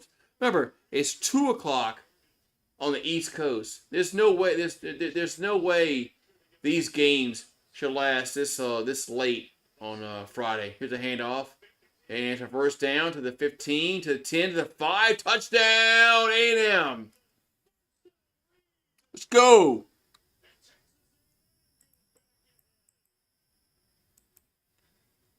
Yeah, I didn't realize I never realized it was 1 o'clock in the morning.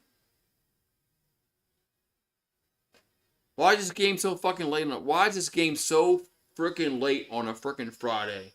It's 2 o'clock on the East Coast. 2 a.m. Seriously, 2 a.m. This game should never have gone this long. I mean, I know it's a Friday night and yada yada yada, but it's 2 o'clock on the East Coast.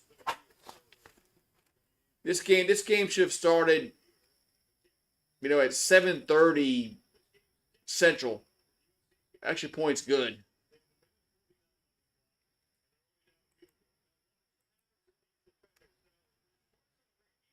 I mean, I get it. I get it. It's I mean, it's like it's Friday. Friday. Whatever. But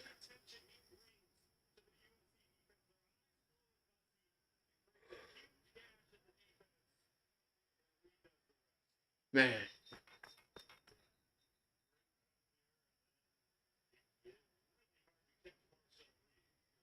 uh, at least we get this guy in Baton Rouge next year. And we got a tough schedule, man. Randall, on the road next year. We got at Clemson, at Ole Miss, at Alabama, at Oklahoma, at Vanderbilt. I mean, even at Vanderbilt, man. I mean, if Pavia goes back to the Commodores, I mean I mean they're gonna be good. I mean they're not gonna be like the pushover 2-10 Vanderbilt team. Kickoff gonna be touchback. Yeah, LSU has a problem next year with their road schedule. With the it's tough, man. Tough, tough.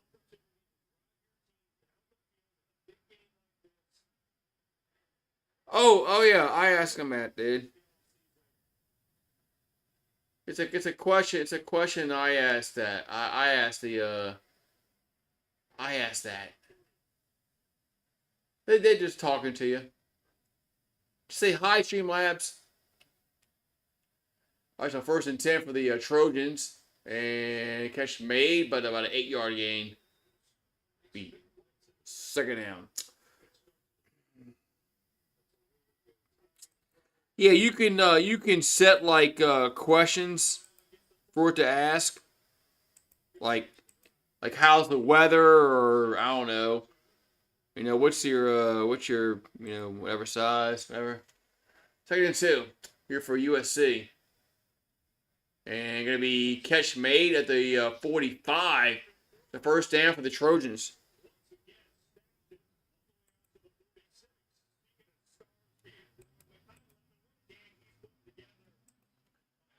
And the 1st and 10 USC at the 46-yard line with a minute 28 to go.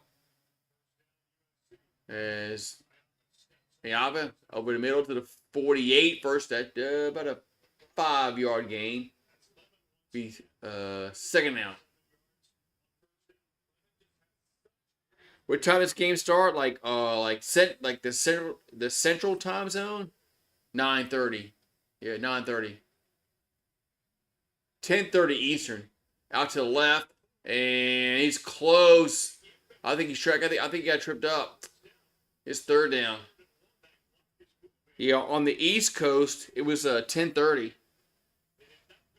3rd and 1. Hand off. That's a first down.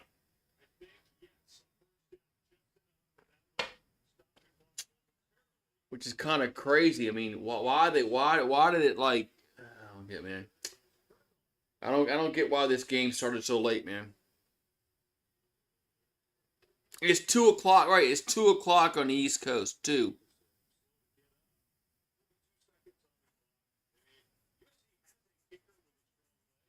I mean, this game should have ended like 2 hours ago. Not 2 a.m. on the East Coast. I mean, what marketing genius thought this would be a good idea to have a game uh, venture into the 2 o'clock time zone. Whatever. Watch it go overtime.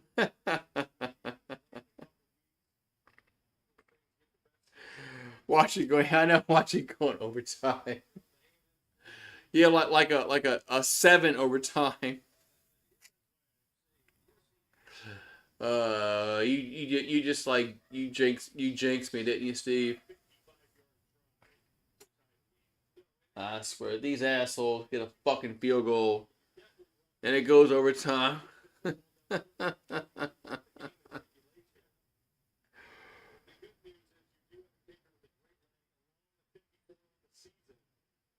Yeah.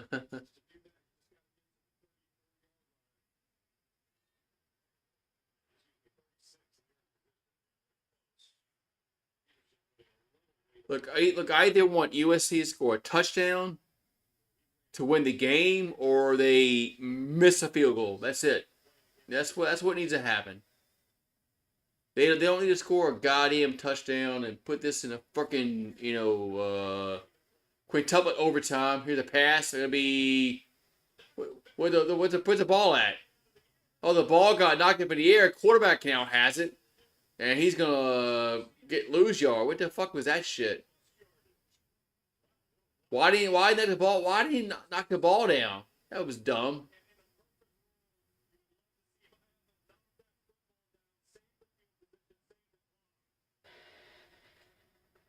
Why did he just knock the ball down?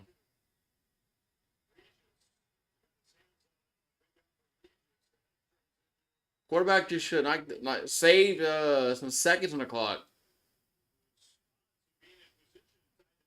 Anyway,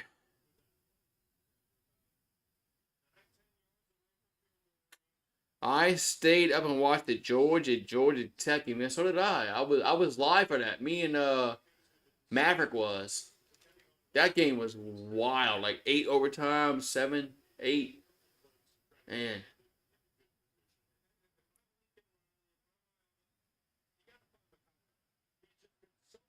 Imagine playing Tulane in a 8 overtime game. I mean, that'd have been just as what it was, man. So second down and 13 for USC. And gonna be incomplete. No idea where he was throwing that ball to. Third down and 13. Whew.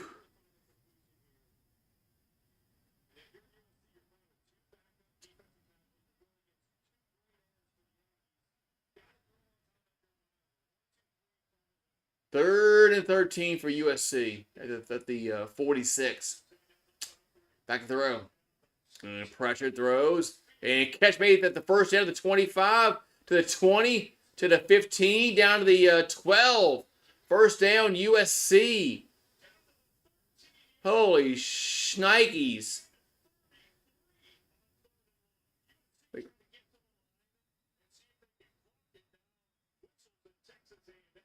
Oh my goodness.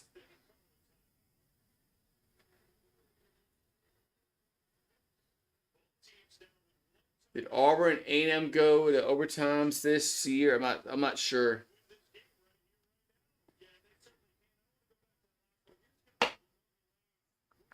Man.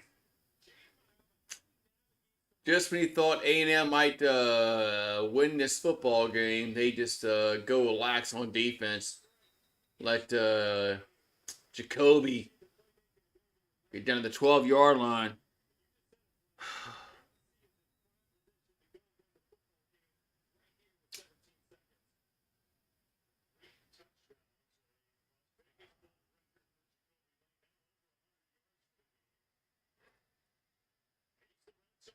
Look, I can't. Okay. Who has? Oh, we got one timeout for each team. One timeout for each team at the 13-yard line. Shotgun for USC.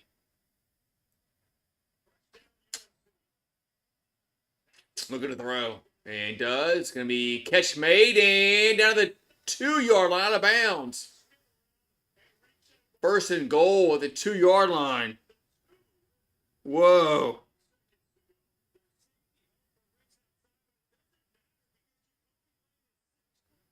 There's a Jacoby Lane try to reach the ball out, but he's about a yard short. But USC does have a timeout left. So both teams have a timeout left with 12 ticks to go.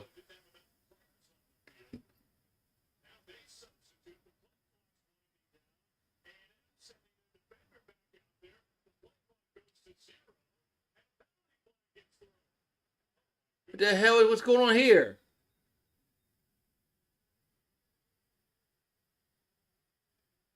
I mean, A&M was they can't call a delay game on that shit.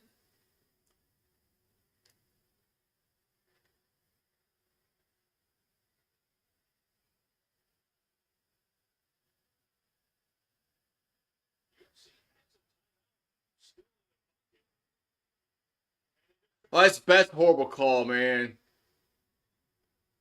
Delay game was the offense. How they call delay games an offense, man? When the defense wouldn't sub out, man.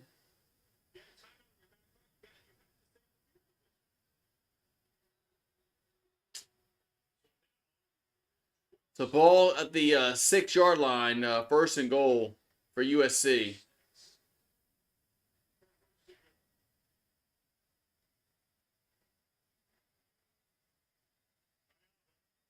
Mayava throws and caught, touchdown! USC takes the lead.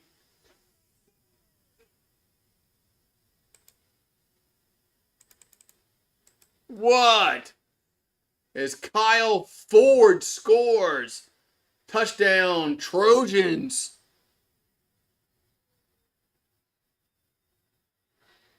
Man. I lost my money. I know I did, huh?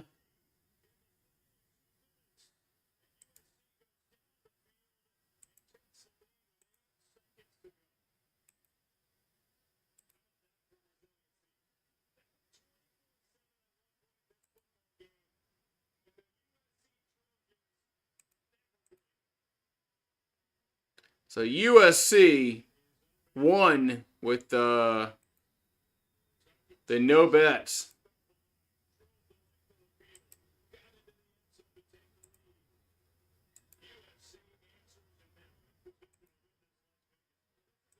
Man. Yeah, it's a bowl game. They don't matter. But it's a game that A&M probably should have won.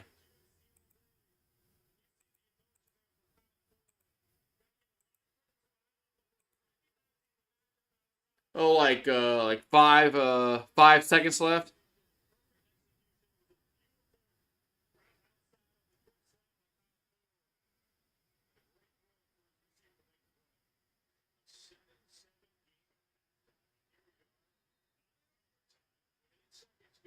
8.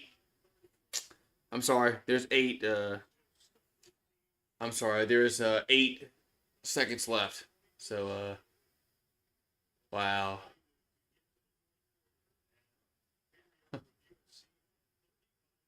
Wow, man, this is crazy.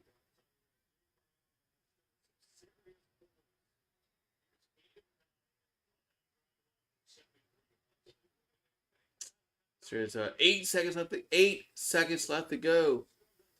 There's a USC now up. Man, wow. Yeah, unless there's a Minnesota Miracle, uh, it's uh it's not gonna happen for A&M. Wow, man.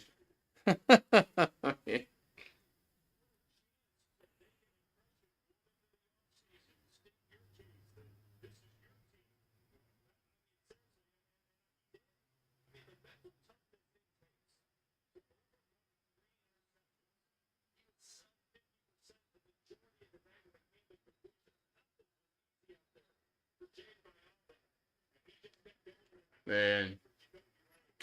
Yeah, Jacoby Lane had 3 touchdowns, man. 7 catches for 127, man.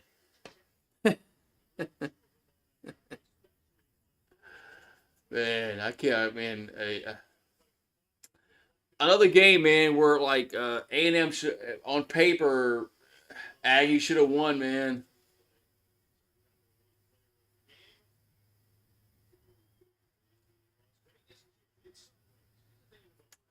All right, we got 8 ticks in the clock. 35-31 USC. And they'll kick it deep. I don't know why. Pushback. I don't know why they didn't squib it, but whatever.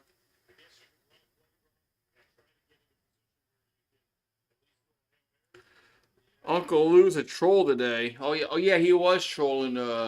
He was trolling A&M fans too earlier. About no, well, I'm sorry. Pigskin Pete was. Pigskin Pete was trolling A&M fans about being not a military school, and then they got wind of it, and they were like complaining about. Then they're not they're a ROTC school. They're ROTC, man. First and 10 for the Aggies. As Reed. And gonna be incomplete. Incomplete.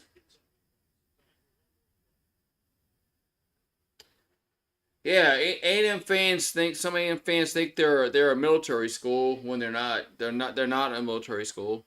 They're a ROTC school. Is what they are. I mean, they're not a military school. They're not the Navy. They're not the Army, the Air Force, the Marines, the Coast Guard. The Merchant Marines. They're not that. That's not what they are, man. They're ROTC. Second and 10. And Reed up the middle, and they'll toss it around, and no, that's a forward pass. That's a forward pass, so it's not gonna matter. It's gonna come back, but out of bounds. Game's over with. So USC is gonna win 35-31. But there was a forward pass, and the game's over with.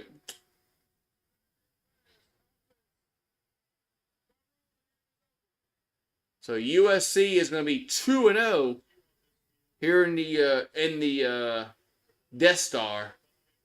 Man. Yeah, A&M's a wannabe military school. Yeah, they're not they're a ROTC, dude. They're a ROTC. That's what they are, man. Wow, man.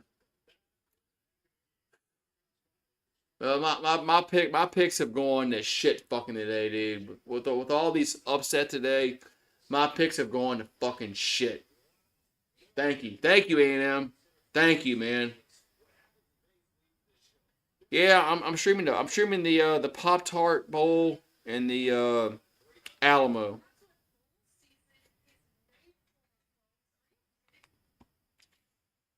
Yeah, the Pop Tart Bowl, man. Fuck, man. Cheers, guys. Have a good one, man. Have a good one. So, congrats to the Trojans. They fuck my. I lost all the games today, man. All these games today and these bowl games, I fucking lost them all, man. Fuck, man.